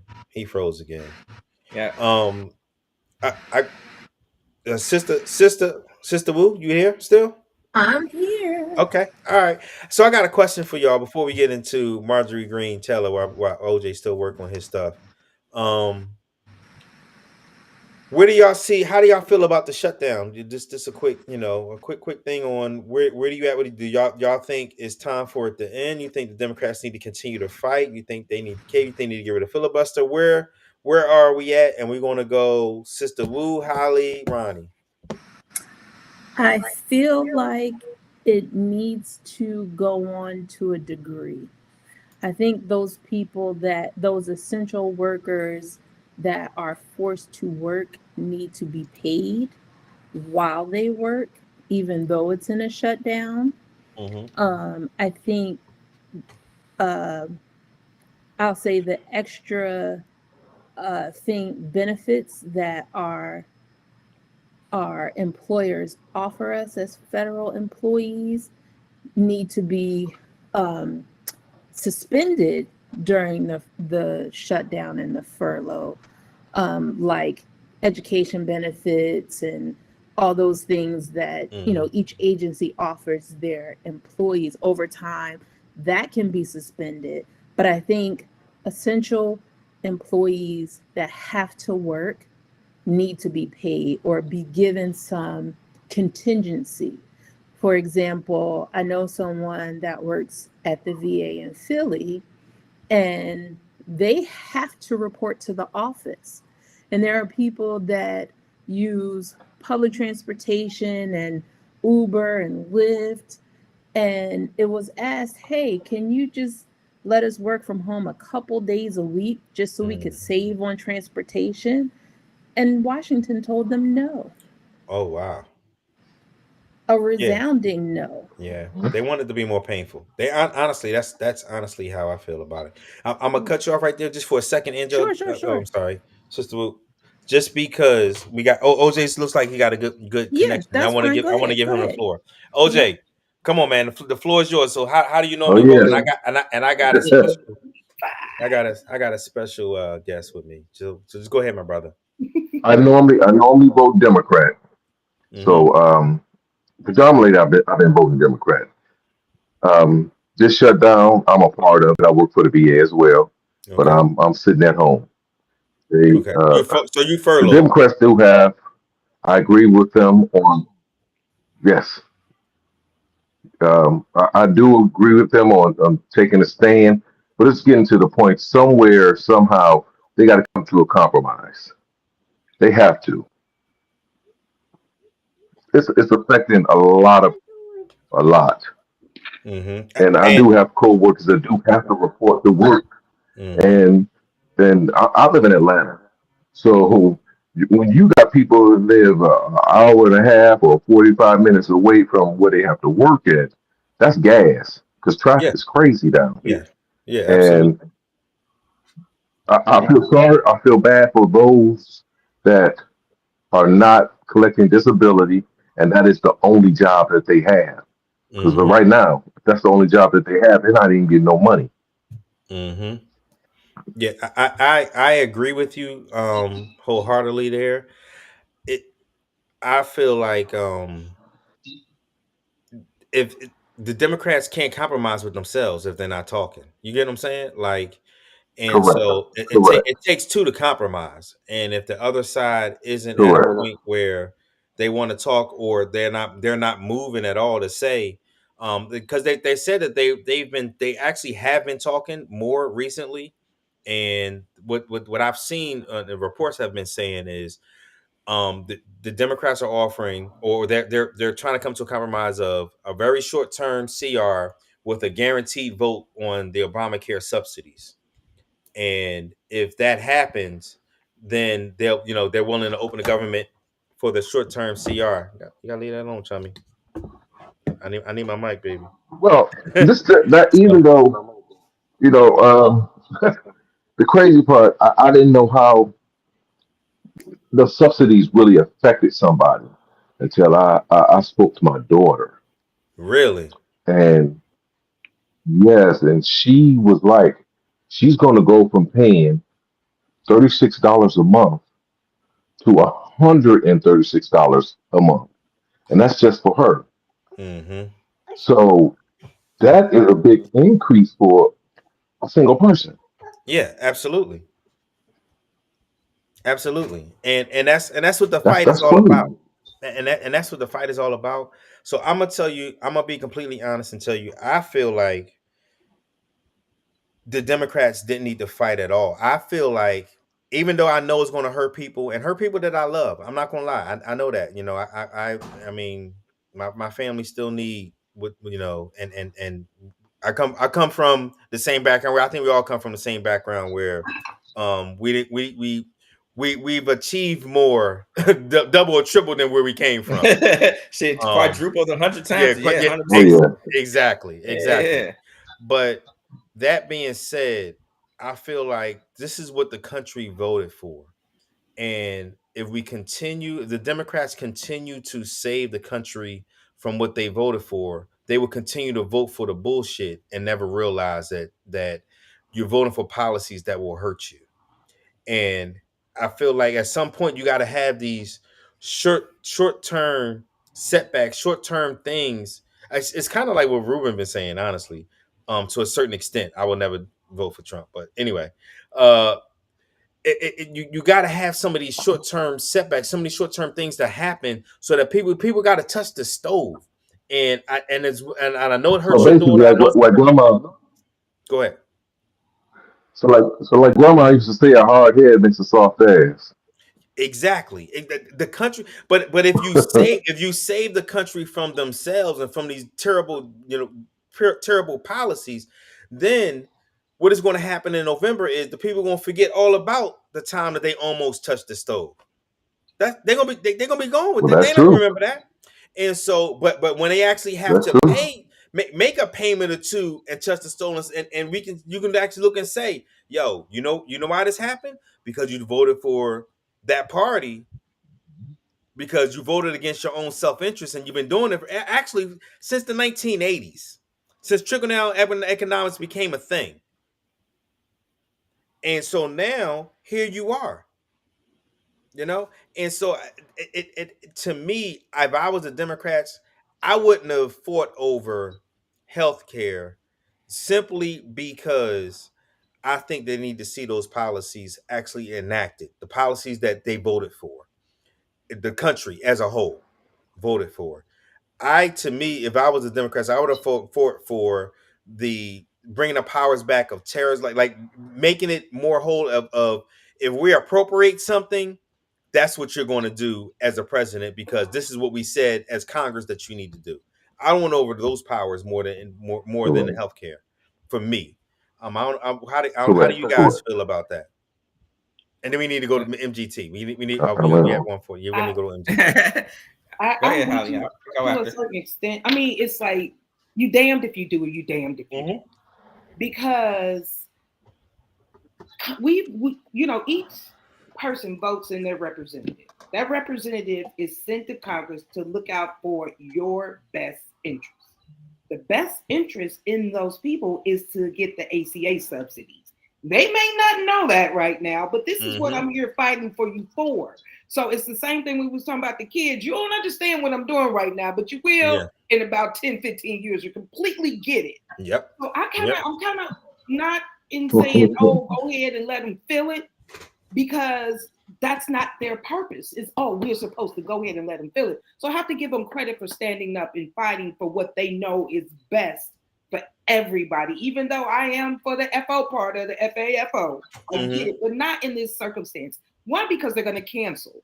Who's to say that, and I don't know your daughter, OJ, but who's to say $136 is not going to put a big damper in her budget? Yeah. So now, again, I say about the second and third and fourth quarter effects. Okay, I got to pay this $136, but now I'm wondering, okay, dang, I ain't got enough food, or I got to put gas it up. I'm added this stress on at the same time. So the second, third, and fourth order effects, Congress, the Dems are probably, I'm sure they're a lot smarter than me, are thinking about that. It's not just 100%. About healthcare, it's about the entire picture of it. And healthcare is just a piece of it. I will say that I am glad for the right for not jumping at Trump when he said, the filibuster dollar. So Thune, I got to give him some credit for pushing back on that. I don't know how long he's going to stand, but I am all for fighting the hard fight.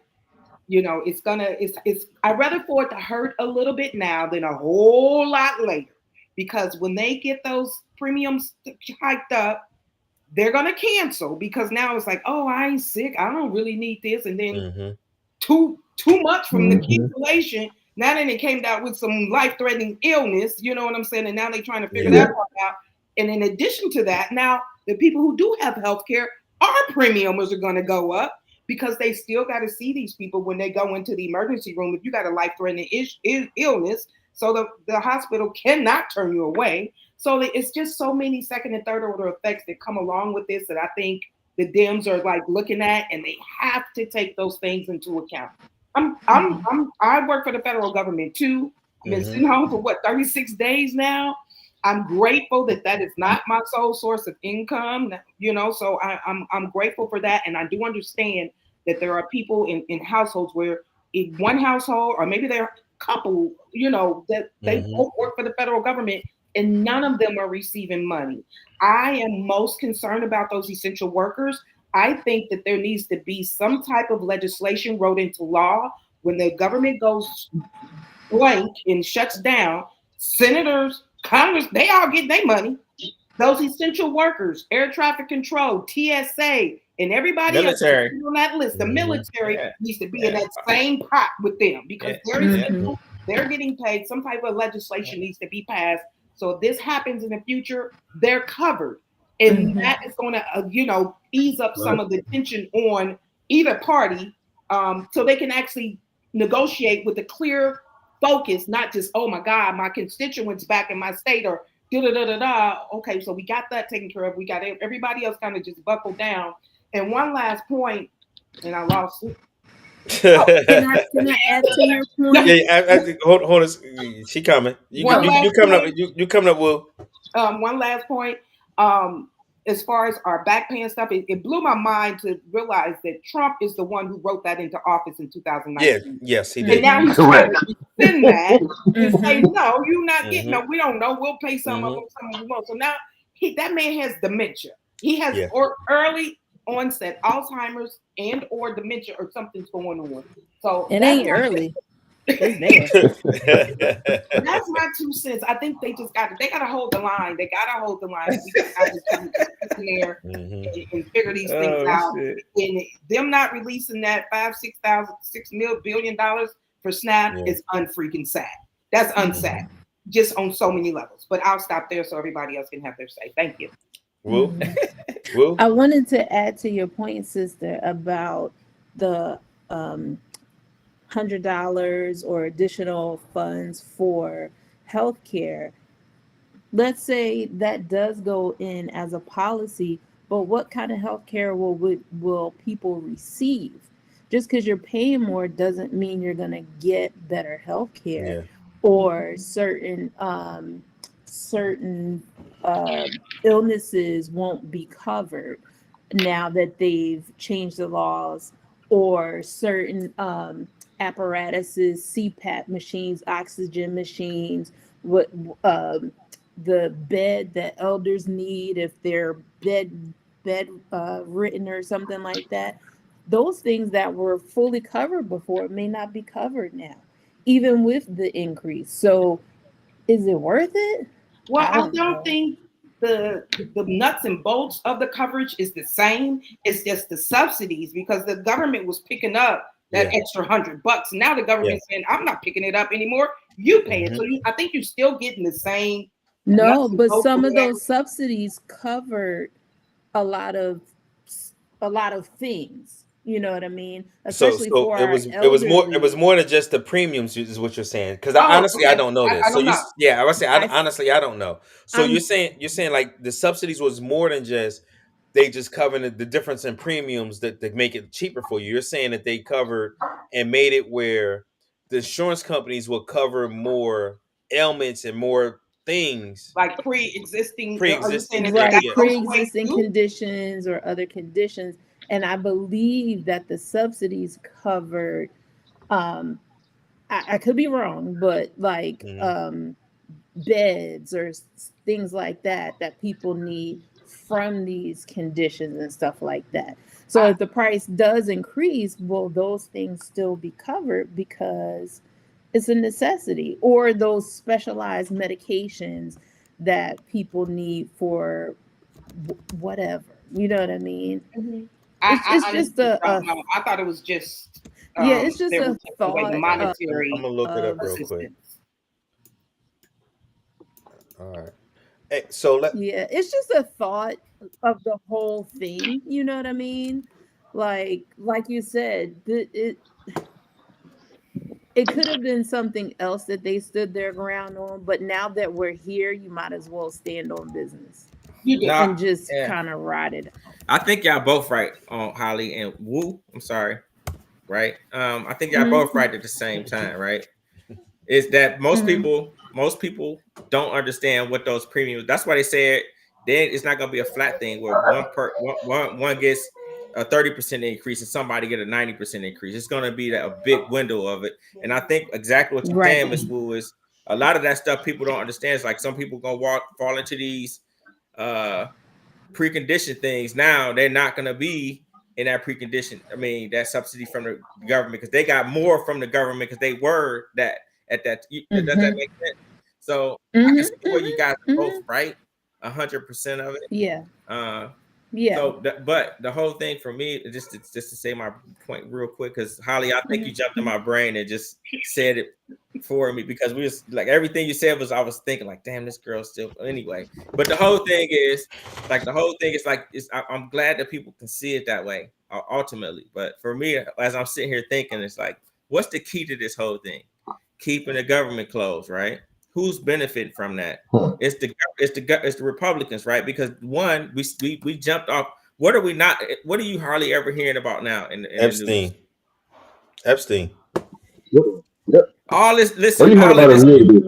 Listen. I'm not even being funny because I know this is affecting people that we all love. You know what I mean? That's gonna call us and be like, let me hold shit. What you mean? We them people. You know what I'm saying? But the whole thing for what you guys is we're moving off of what the goalpost really is one, you keep the government closed. They don't put in that new representative, bro. They don't get that. Yeah. They don't get that vote. They don't get that extra vote because boom, now we can't get the Epstein file because the government's closed. We can't even talk about that. That's much bigger than what people think it is. I'm trying. That's why you got to stop think like, okay, thanks for all of this information over here. And yeah, these more people are affected, but this is what I really want to know about. Oh yeah. All right, we got to move on because I really want to talk about this Marjorie Taylor, and I already know we want to go over, but I want to really talk about her. So I got a video. It's a little more long, 6 minutes, but I want you to see how she has changed her tune so far when it comes to who she was and who she's trying to be today. And a big question to me is why?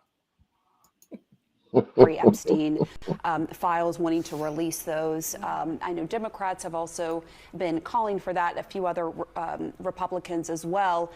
The Democrats are accusing Speaker Johnson of delaying the swearing in of Arizona's Democratic Congresswoman-elect because she would give the last vote needed to release those Epstein files. I'm wondering, the Speaker, for his part, he has denied that. He said it's because of the shutdown. Have you spoken to him? Do you think she should be sworn in right away? Well, I'll say it like this. I can't conclusively say if that's why the House is not in session, but the House should be in session. And the House should be in session for many reasons. We have appropriation bills that need to get passed. There is a new Democrat that's been elected that does deserve to be sworn in. Her district elected her. We have other bills that we need to be passing. And if it's to avoid the discharge petition, why drag this out? That is going to have 218 signatures. And so I say go ahead and do it and get it over. And I'm not going to stand there and just keep talking the talking points when my own adult children can hardly afford health insurance premiums, when everyone in my district, it's the #1 issue that I hear about day in and day out, not just people on the ACA, but people that have private insurance as well. And I think it's something that we have to talk about. It is hurting so many people, Manu, seriously, so many people across the board, no matter how they vote. I'm literally calling it out and saying, let's take off our Democrat jerseys, let's take off our Republican jerseys, and we should do something responsible for the American people and fix this. I'm actually putting the blame on the Speaker and Leader Thune in the Senate. This should not be happening. And I don't think, look, as a member of Congress, we already have a low enough job approval rating. This shutdown is just going to drive everybody's approval rating that much lower. But so you're putting the blame on the leadership of your party. Absolutely. We control the House. We control the Senate. We have the White House. This doesn't have to be a shutdown. But what we have to do is we have to work for... I'm with women, so I feel very comfortable saying this. I'm really tired of the pissing contest in Washington, D.C. between the men. Democrats voted for the ACA in 2010. It went into effect in 2014. That was the year that we saw our health insurance policy for a family of 5 go from $800 a month to $2,400 a month. And I'll say this, we also watch health insurance companies drop out of the market, and healthcare costs have risen and risen and risen and risen. But I'm going to pick on Republicans. Republicans never fixed it. And then the ACA tax credits were passed in 2021, and there was a sunset date of the end of this year. And Republicans never made a plan for that. And I have been I yelled at Mike Johnson last week on our GOP conference call. By the way, I'm missing the call today. It's going on right now. And I hope that Mike Johnson is finally giving a single health care policy because the country deserves it, and it shouldn't be a secret. And I shouldn't have to go into a skiff to go find our Republican health insurance plan. Maybe Honestly, there is no plan. You know what? You want to know something? That, I believe, is the truth. There's a lot of ideas, there's a lot of bills, but there's no consensus. Yeah. And I think that's a failure. I'm gonna just stop it there because I got another 3 or 4 minutes of it, but I think that's enough that we needed to see. Yeah. That she has changed her tune. Ronnie, you asked to go up first, so I'm gonna yes. Go ahead. I'm gonna go really quick. Why? What's the why? What's the why? Because she knows she's about to lose her seat. She's gonna go for the Senate, bro. No, she's not losing her seat. I disagree with no, you. I'm gonna say right now, her seat is stiff. So what's gonna happen? She's gonna run for the Senate. Does that make sense? So, yeah, but she's already. So hold on, I don't know if you know this background about it. Right. So you know, she already wanted to run for the Senate, and Trump wouldn't endorse her. The government apparatus of the Georgia apparatus wouldn't endorse her.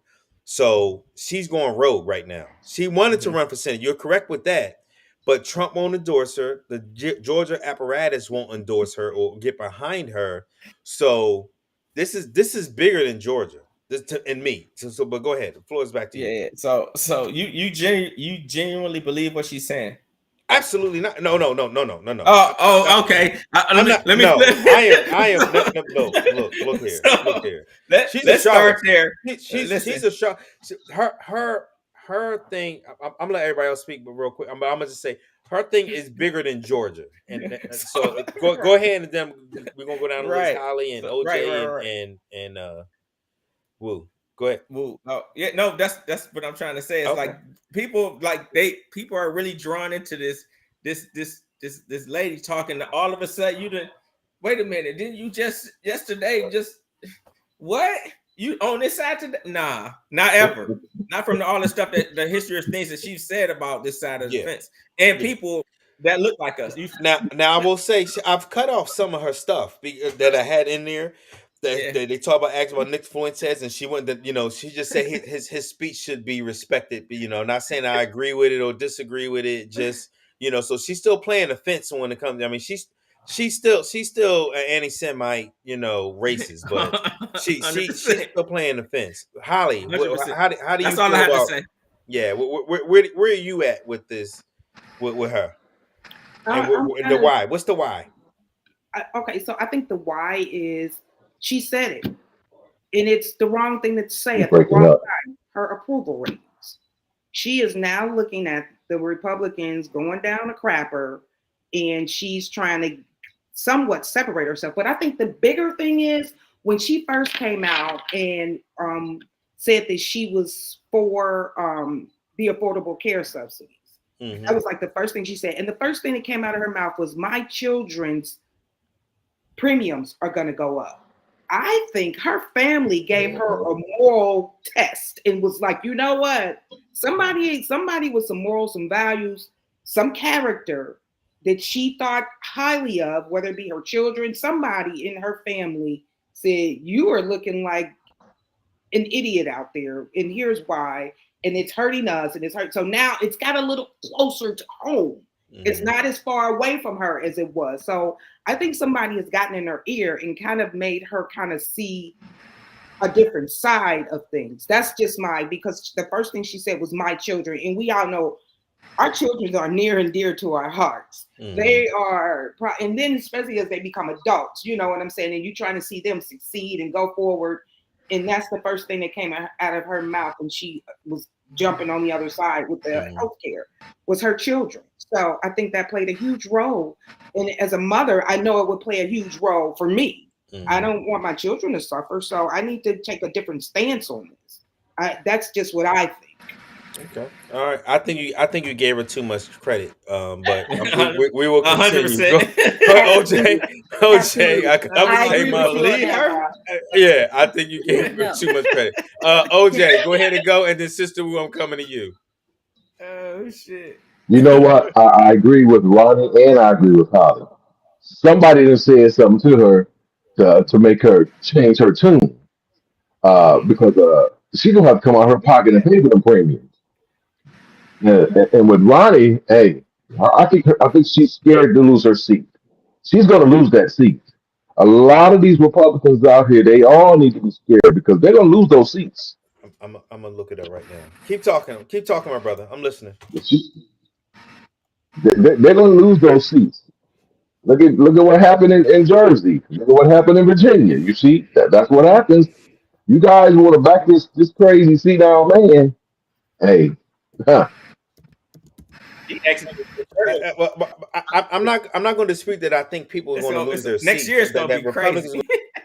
Republicans will lose their seats, but she's in a super safe district. All right, Sister Wu, go ahead and go. How do you feel? What's the why? What is the why for you? And the floor is yours. For me and that lady, it's a 0 out of 10. I do not recommend.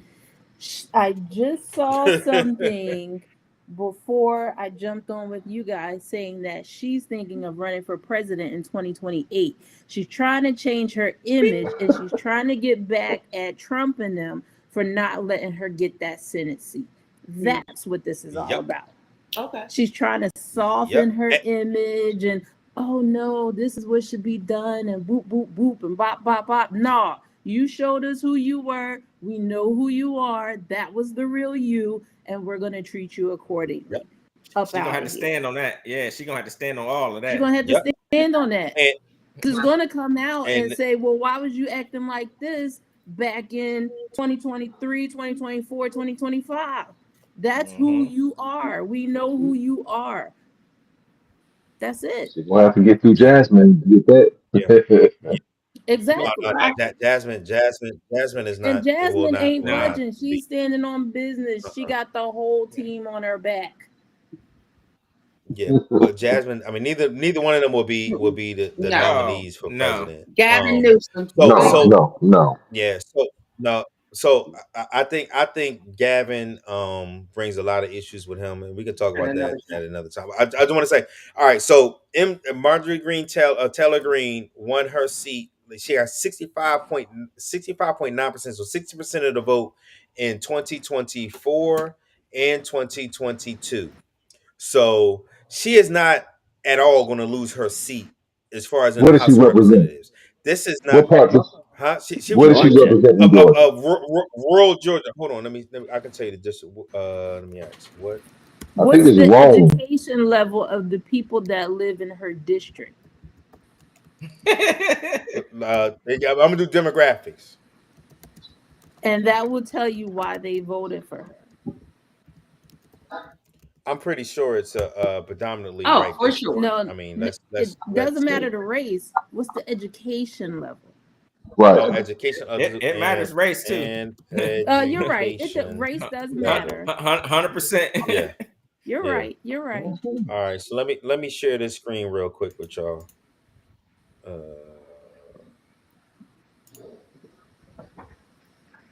Which one is it? Oh, it's my. Gotta do the entire screen. All right. Can y'all see that? Not yet. No? Okay, hold on. Let me add it. I'll step away so you guys explain it. Yep. Yeah. Y'all can see it now? Yeah. Okay. All right. So This is what her district looks like.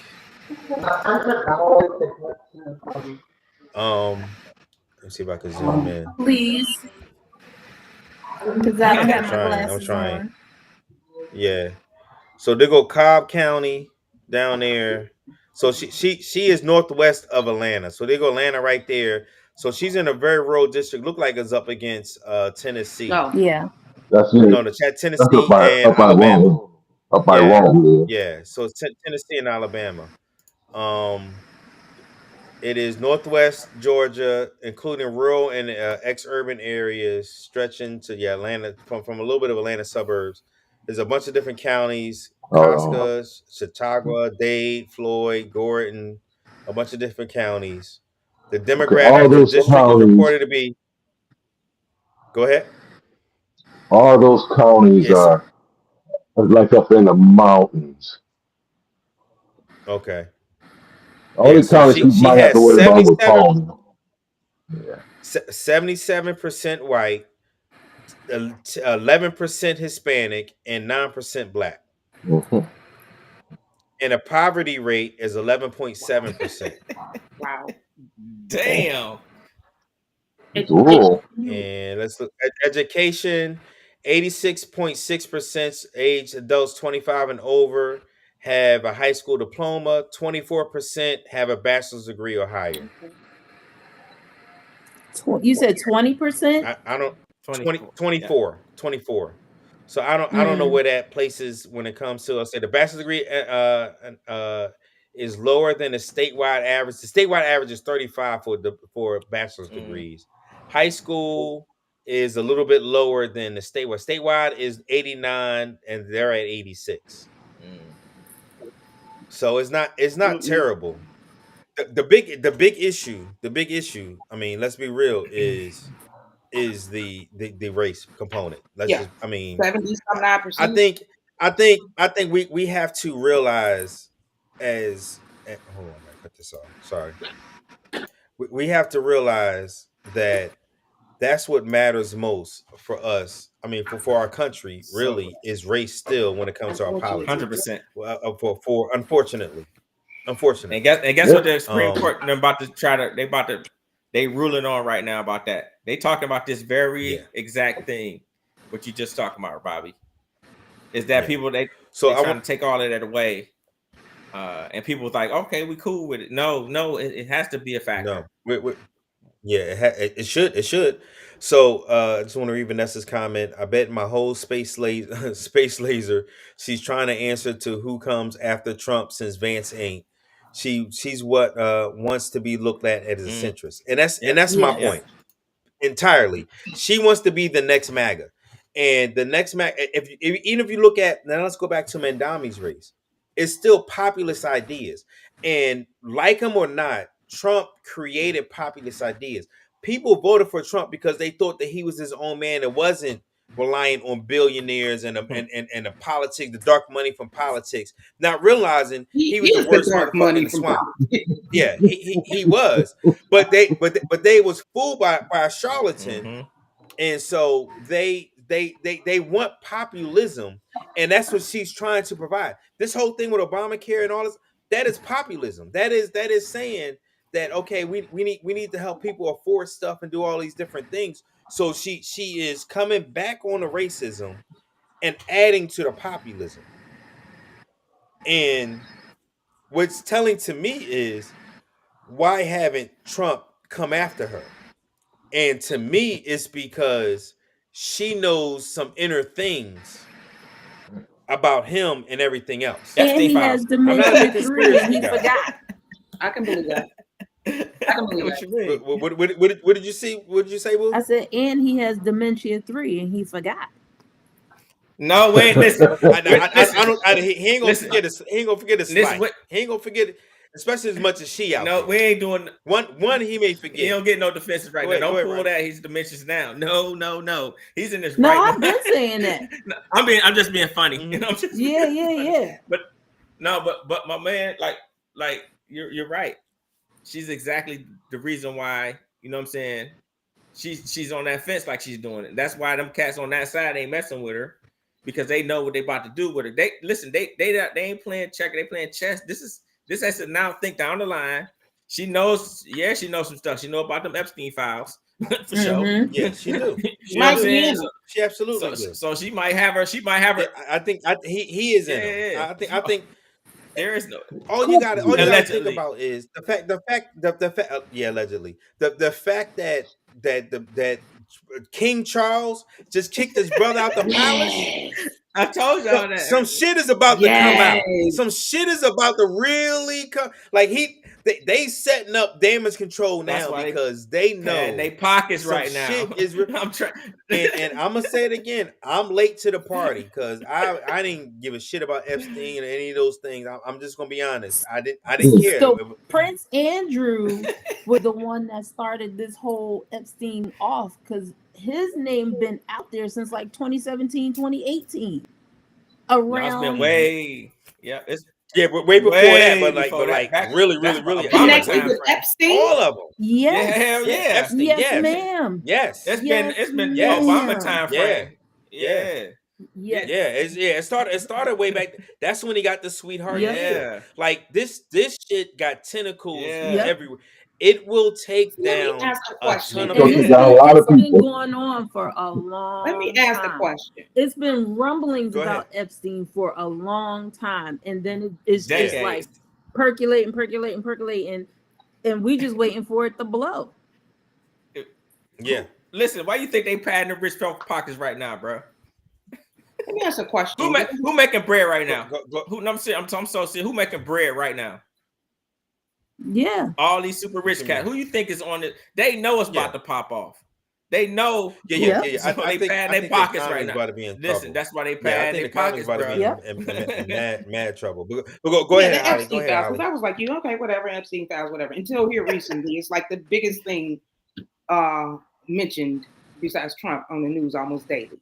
But here's my question. And forgive my ignorance. Why is it so hard? Is it so hard to get these released because there's minors, that people that were minors when this went out? First question. Second question, who has them? Third question, how do we know they ain't gonna be scrubbed before they get released? All right, so I'm gonna try to tackle them all by one. So it was an ongoing case since it started in 2009, and he got a sweetheart deal, Epstein himself.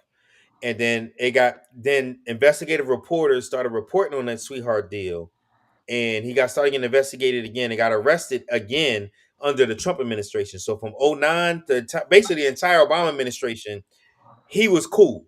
Like he did some community service and did some time in jail. You know what I mean? They wasn't even time. Work release. We go to jail every work release every day. Every day. But he wasn't even in jail. Hold on, but that sweetheart deal didn't come from the federal government. That sweetheart deal came from the state of Florida. From Florida. Pam Bondi was the attorney general. Well, that was after. The sweetheart deal came before her. Yeah. It came before her. It was actually Trump's labor secretary was the one who gave him the sweetheart deal under his first administration. All right, so it went all the way until basically so investigative troll like they started bringing up shit like so much like this is ridiculous that this man raped he raped hundreds of girls, and they finally went after him again under the Trump administration. DOJ did, not the state this time. Now it's DOJ. DOJ arrested him, charged him. He wound up committing suicide, air quotes. Allegedly. And so, allegedly, air quotes. Show the shirt, Holly. Anyway, so that happened, and then Ghislaine Maxwell, his number one pimp, you might as well call her, that was helping him get all the women. She went on trial and everything, and because she went on trial, once his case was done, they could have released everything and did everything. But once she went on trial, they had to keep everything sealed because she has the right to defend herself and not just let the evidence that may not be admissible in court taint juries and stuff like that. So it took until honestly Biden was leaving office for all of her appeals, and actually her last appeal just went in front of the Supreme Court in the last month or two to say you're done. You're done. No more appeals. You're in jail for as long as you're in jail for. Now the DOJ can actually release the files and release everything unredacted, other than the minors and the minors identifications and stuff like that, because they had to give her right for appeal for appeals. So now it's on the Trump administration. So everybody say, well, why didn't Biden run it? Why he couldn't because she was tried, she was convicted. They can't release everything that they have because it could taint juries if she was to get a new trial, let's say. So they had to wait for all of her stuff to pass. Now all of that is passed. Now they have the right. They can release everything today. They haven't. And instead, what do? They take her from not even say maximum, but from a secure prison to Club Fed. Yes. Like they are actively giving her, goodies to shut up because they know. And I'm not going to sit here and say that you're going to have it may, but I'm not going to hear and say that I know for sure Trump raped this one or raped that one, and these women's going to say this. I can't speak on that. I just know there's probably unflattering things in there for sure. For sure, I will say that. Allegedly, there's probably some unflattering, borderline criminal, or maybe, you know what I mean? And so, but it's so many different, and so the women, this is the thing you understand, and that's what Marjorie, I don't think I got to that point. The women are afraid to name names simply because they will be sued out of existence because they will be sued for defamation. And if you don't have no money and this billionaire or this millionaire is suing you, you can't afford the lawyers to fight that or you I get what I'm saying? But my question then is, they couldn't release them until now. Now everything can be released. Yes. These y'all missing the point. Listen, I'm sorry. They can't be released now. The deal they can release them now if they wanted to. Congress has to vote for them to be released. No. The executive branch right now can release it if they wanted to. Right. That's why they came up with all of those ideas of those binders. I don't even remember back in February. These are the files and we're starting to release them. And that's what Cass would tell all these people before they got in office saying they can release everything. Now Congress is fighting, and that's what Marjorie Taylor Greene and all Massey and all of the Democrats have voted to want to do the charge petition to make the DOJ release the files. Mm-hmm. And except for the redacted stuff for the minors' names and identities. So what's keeping somebody from scrubbing? Huh? Well, Trump can still try to, but Congress still have the ability to say we want them other than whatever will be identifiable from a said alleged young minor or whatever like that. Or they can get those files and release it and redact it themselves. Right. Haven't they been redacted already? No. So listen. Well, Trump has sent a team of FBI agents to go through those files just for his name. That has been reported. That is not allegedly. Something like that. That has been reported. Yeah. He has had a team of 1,000 FBI agents go through those files specifically looking for his name. Mm-hmm. So my thing is, how do we know we're going to? Because I have no trust in the government at this point. You don't know if you're going to get the original files. You could get some adjudicated and take, all of this stuff. No, I think the original files were in Mar-a-Lago when he left the White House the first time. When he got caught without. Remember when they found those boxes or whatever? Yeah, classified stuff. You think it was in there? Mm-hmm. Could have been. Because what other president it wouldn't surprise me if he had we've never heard of any other president actively taking things from the White House. They put their coat on and roll. And he got away with it. No.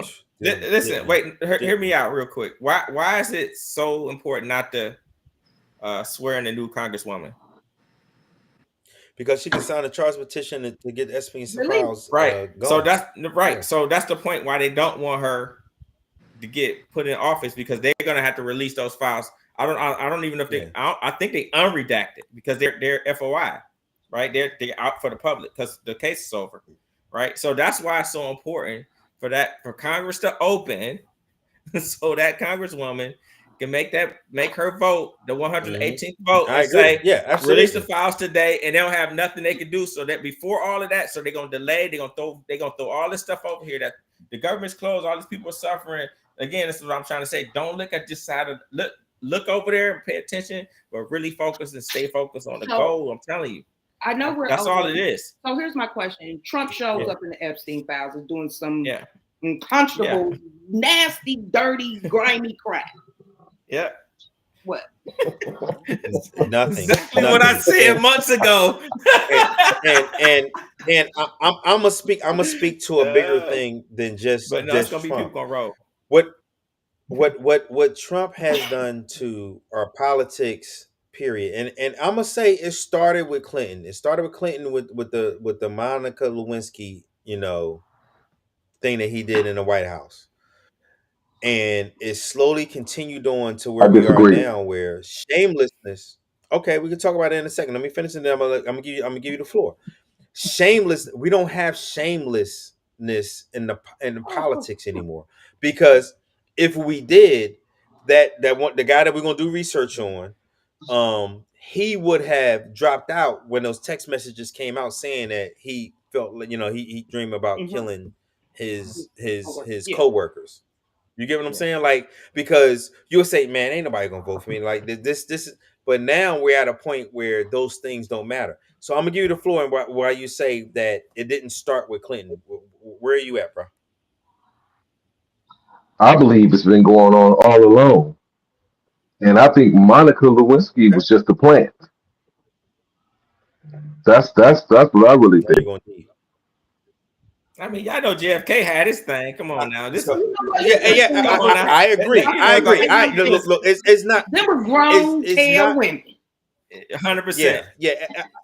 I don't think, I'm gonna say this. I don't think that she was a plant. I think that he was doing his thing, and it just came out. Yep. Yeah, it just came out. Like I think all it won't surprise me if you told me the last 30 presidents have had a little something, and I'm gonna say Obama included. Not saying that he did or did not do, but no, I'm just I'm just speaking on what human beings can do. I'm just saying. Right. That's all I'm saying. That's all I'm saying. It's not no accusations at all. Ever. No accusations, because there have never been any, and his administration was scandal free. That's a fact.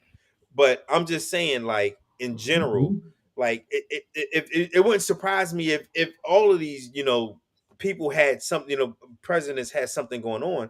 However, he was the one who got caught, and he was the one that lied to a grand jury or whatever he lied to, and so that started a process that went down the line to where we are today. I'm not saying that Bush didn't lie about WMDs or any of these other things. I'm not saying any of those other things, but what I'm saying is we're at a point now in our politics where you can have a scandal and you can say, fuck it, I'm gonna just keep going.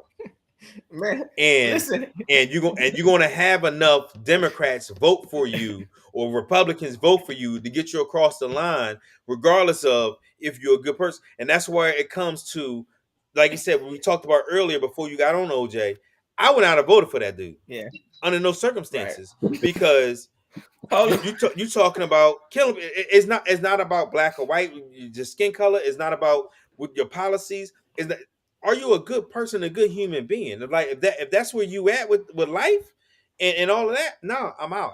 I can't. I want my politicians to be better than me, just like I would want my pastor to be better than me.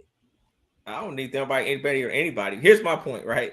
Remember when your man actually said years before he got even like nominated or whatever, he's like, if I was on Fifth Avenue and I shot somebody in the head right now, they would still vote for me.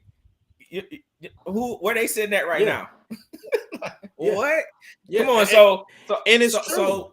And now it's going everywhere. Now it's not just him. Now it's other people. So That's the thing. I agree with you. Shamelessness is gone. Like people don't care about that. I shouldn't say that. Some people don't care about those things anymore. You know what I mean? Because they don't see it because of how how we get fed with all this bull crap every day. But the whole thing is like, no, because a lot of people are just misinformed, right?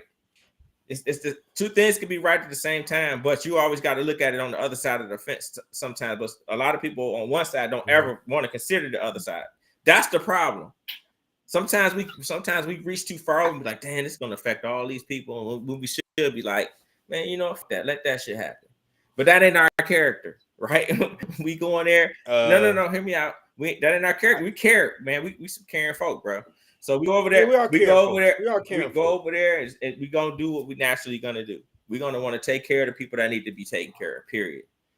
You know what I mean? That's the problem. They don't want to see it the other way around. That's where the issues are becoming an issue. But they feel and I'm gonna leave it because we like I said, we're already over it and then we need to get on off. But they feel like, so the big thing I took from what I had, the debate I had at work today was when they were talking about SNAP benefits, and I had a guy tell me today that we shouldn't be paying for SNAP benefits, and another one chimed in and said that, not saying we shouldn't be paying for it at all, but like too many people is on it and stuff like that, and that is what the church is for. And that struck me, and I wanted to talk to you about how, and maybe we need to. I would love to have one of them on just so we can to talk about that, because I don't think the church doesn't have enough money to support. Because I was going in about, we have so many people on SNAP because we have corporate welfare, and and what I mean by corporate welfare is we have so many jobs that people can work a full-time job and they still can't afford food. They still can't afford rent. They can't. So we are subsidizing the corporations, not paying people an hourly wage. And they went into, people can do better. Leave that job and find something else. Well, what if they don't have the skills to find it? Well, I learned how to weld on YouTube. I learned how to do this on you. I learned how to do other jobs. I said, it doesn't work like that. Like everybody isn't going. It isn't as easy as saying learn something else and you're just going to learn it. And now you can just go from making $7 an hour to $25 an hour. It doesn't work like that. You get what I'm saying? And so then they went to the fallback of put it on the church. And the church is there, and we volunteer for the church. So I think people that go to church way more than I do, that volunteer, that do those different things, I commend them and I love them and I appreciate what you're doing. But I think it's a false equivalency to say the church can take up and pay for food banks and take up for people, the millions of people that we have that need SNAP benefits and need rent subsidies and all these things versus what the government can provide. I agree with you. There's the church is there as a supplement to. We got billions in We just sent $20 billion to Argentina. For the love of God. And they was against that. They absolutely. They said we're spending too much money overseas. We're doing all. They were definitely against all those things. I brought up. I don't know if you guys know this. We spend $36 billion a year off of tax deductions for private jets in this country. Wow. The SNAP budget is $90 billion a year. Yes, $36 billion a year we spent on deductions and they was arguing me down. Well, one of the persons was arguing me down, saying, "Well, what do you expect them to do? They got to expense this, they got to expense that. So you want them to pay twice for the jet and all of this?" Hold on. Found a new job. Y'all hold on. I couldn't write off my little Verizon bill for my husband working from home on my taxes this year, but they could write off an aircraft. Yes. Immediately, no. Yes. Immediately. And so I'm that's knocking and that's all what this and stuff then over. No. And that's what I'm saying. Like businesses can write off season tickets to the Eagles, to the Mavs, to the Cowboys. You can write that completely off as a business expense for your business because you are attracting clients. You're doing whatever reason but that's okay. But and you know what one of them had said to me was, he brought up that I've seen videos of people going to food pantry or people with SNAP benefits with a Louis Vuitton bag and all this stuff. I said, who's to say it's real? Who's to say? And whether it's real or not, I'm not going to sit here and say that somebody may not have bought a real Louis Vuitton bag or done anything, but that's irregardless of the thing. Like, is there fraud in the SNAP benefits? Absolutely. Is there fraud in nowhere anything near what it used to be? But go ahead. Yeah, there's nowhere near. And this is the biggest thing that they said to me. He said to me, and I kept saying it over and over and over again. There's people on their ass claiming benefits and everything, and they need to go out and work. I said over 50% of the people on SNAP work. Another 20% are caregivers or going to school. There's less than 20% of the people that are able-bodied that are not working. And half that of them on are SNAP. children. And they kept arguing. I said, go on your Google machine and look it up. I am not lying to you. So what you're saying, your biggest problem about it, which is people that are getting on their ass and not getting off their ass and work, they are working, but what they're working for is not enough to afford it. And then they went to, well, they should have better skills. And I was able to have better skills, so they should have better skills. But if we go to school, skills, then we get. You got to pay more. I said that too. Then in debt, exactly. Listen, I would have asked my man one simple question. They don't want to give us the jobs. I work next to people now where I have more education, certifications, but they turn to them for the promotion. So explain that. Mm-hmm. This honestly wasn't race related. It was poor related. That's what it was. And my only point, my major point was, we are sitting here and you're upset, and you're more upset of people getting SNAP benefits than the guy writing off his fucking jet. Exactly, because I'm heated about that. Yeah, you can absolutely write your jet off, and you can write off your season ticket to the Eagles. I promise. Talk to that person, those people, till you're blue in the face. One thing you cannot teach is compassion. You can't teach it. But see, this is the thing. They have compassion because he went into how his kids monthly serve on certain boards. They serve it. They go to pantries and volunteer. Like, and I truly believe it. He was passionate about it, and I truly believe it. It's not about compassion. It's not even about empathy. They have those things. However, it's still looked upon. I pulled myself up, and we even went into both of them that I talked to. Both of them. One of them said that their parent is currently on SNAP. One of them said, I grew up on welfare just like you. And they were both white folks. Whoa. So it's not that's what I'm saying. So it's still like, I was able to do it. You should be able to too. And it's not that there's probably a very small percentage of people that work, that get SNAP, that would prefer to have a better job and make more money than get SNAP. Absolutely. 100%. If I could go out and get me a job paying six figures or get SNAP, I'm going to go work this job for six figures. Damn SNAP. Absolutely. But what everybody don't know, and I shouldn't say this, some people do, is the people that make the rules get to break the rules. And the people that get to write off these taxes get to write the laws of these taxes, because that's why they be trying to talk about getting rid of this dark money behind politics, right? So this is the problem, though. It ain't never gonna, it ain't never gonna happen. You know. Yeah, but this is the problem. When you have the regular folk looking more down and more scrutinizing the people that don't have, right, just rather than the people that do and not paying their fair share or unable to write off so many billions of dollars, and you mad about somebody in their lifetime, if they getting $200, they getting $300 over food stamps, and every month they sell it for $1.50, half, because that's what you can get on the market. I know. You get $1.50 on allegedly, the market. we know. Allegedly, right? For $1.50. I mean, like, what over the lifetime of 20 years, what did they make? 10 grand? What do they make? 10 grand? That's one. That's not even one flight on a private jet that somebody can expense. Mm-hmm. But you're mad at them for selling. Like, our priorities are wrong. We're looking at the wrong thing. You're looking at the wrong thing. Mm-hmm. But I got to end it. We had 2.5 hours now. We had 2.5 hours now, and I appreciate everybody that's been on. We're going to continue this on.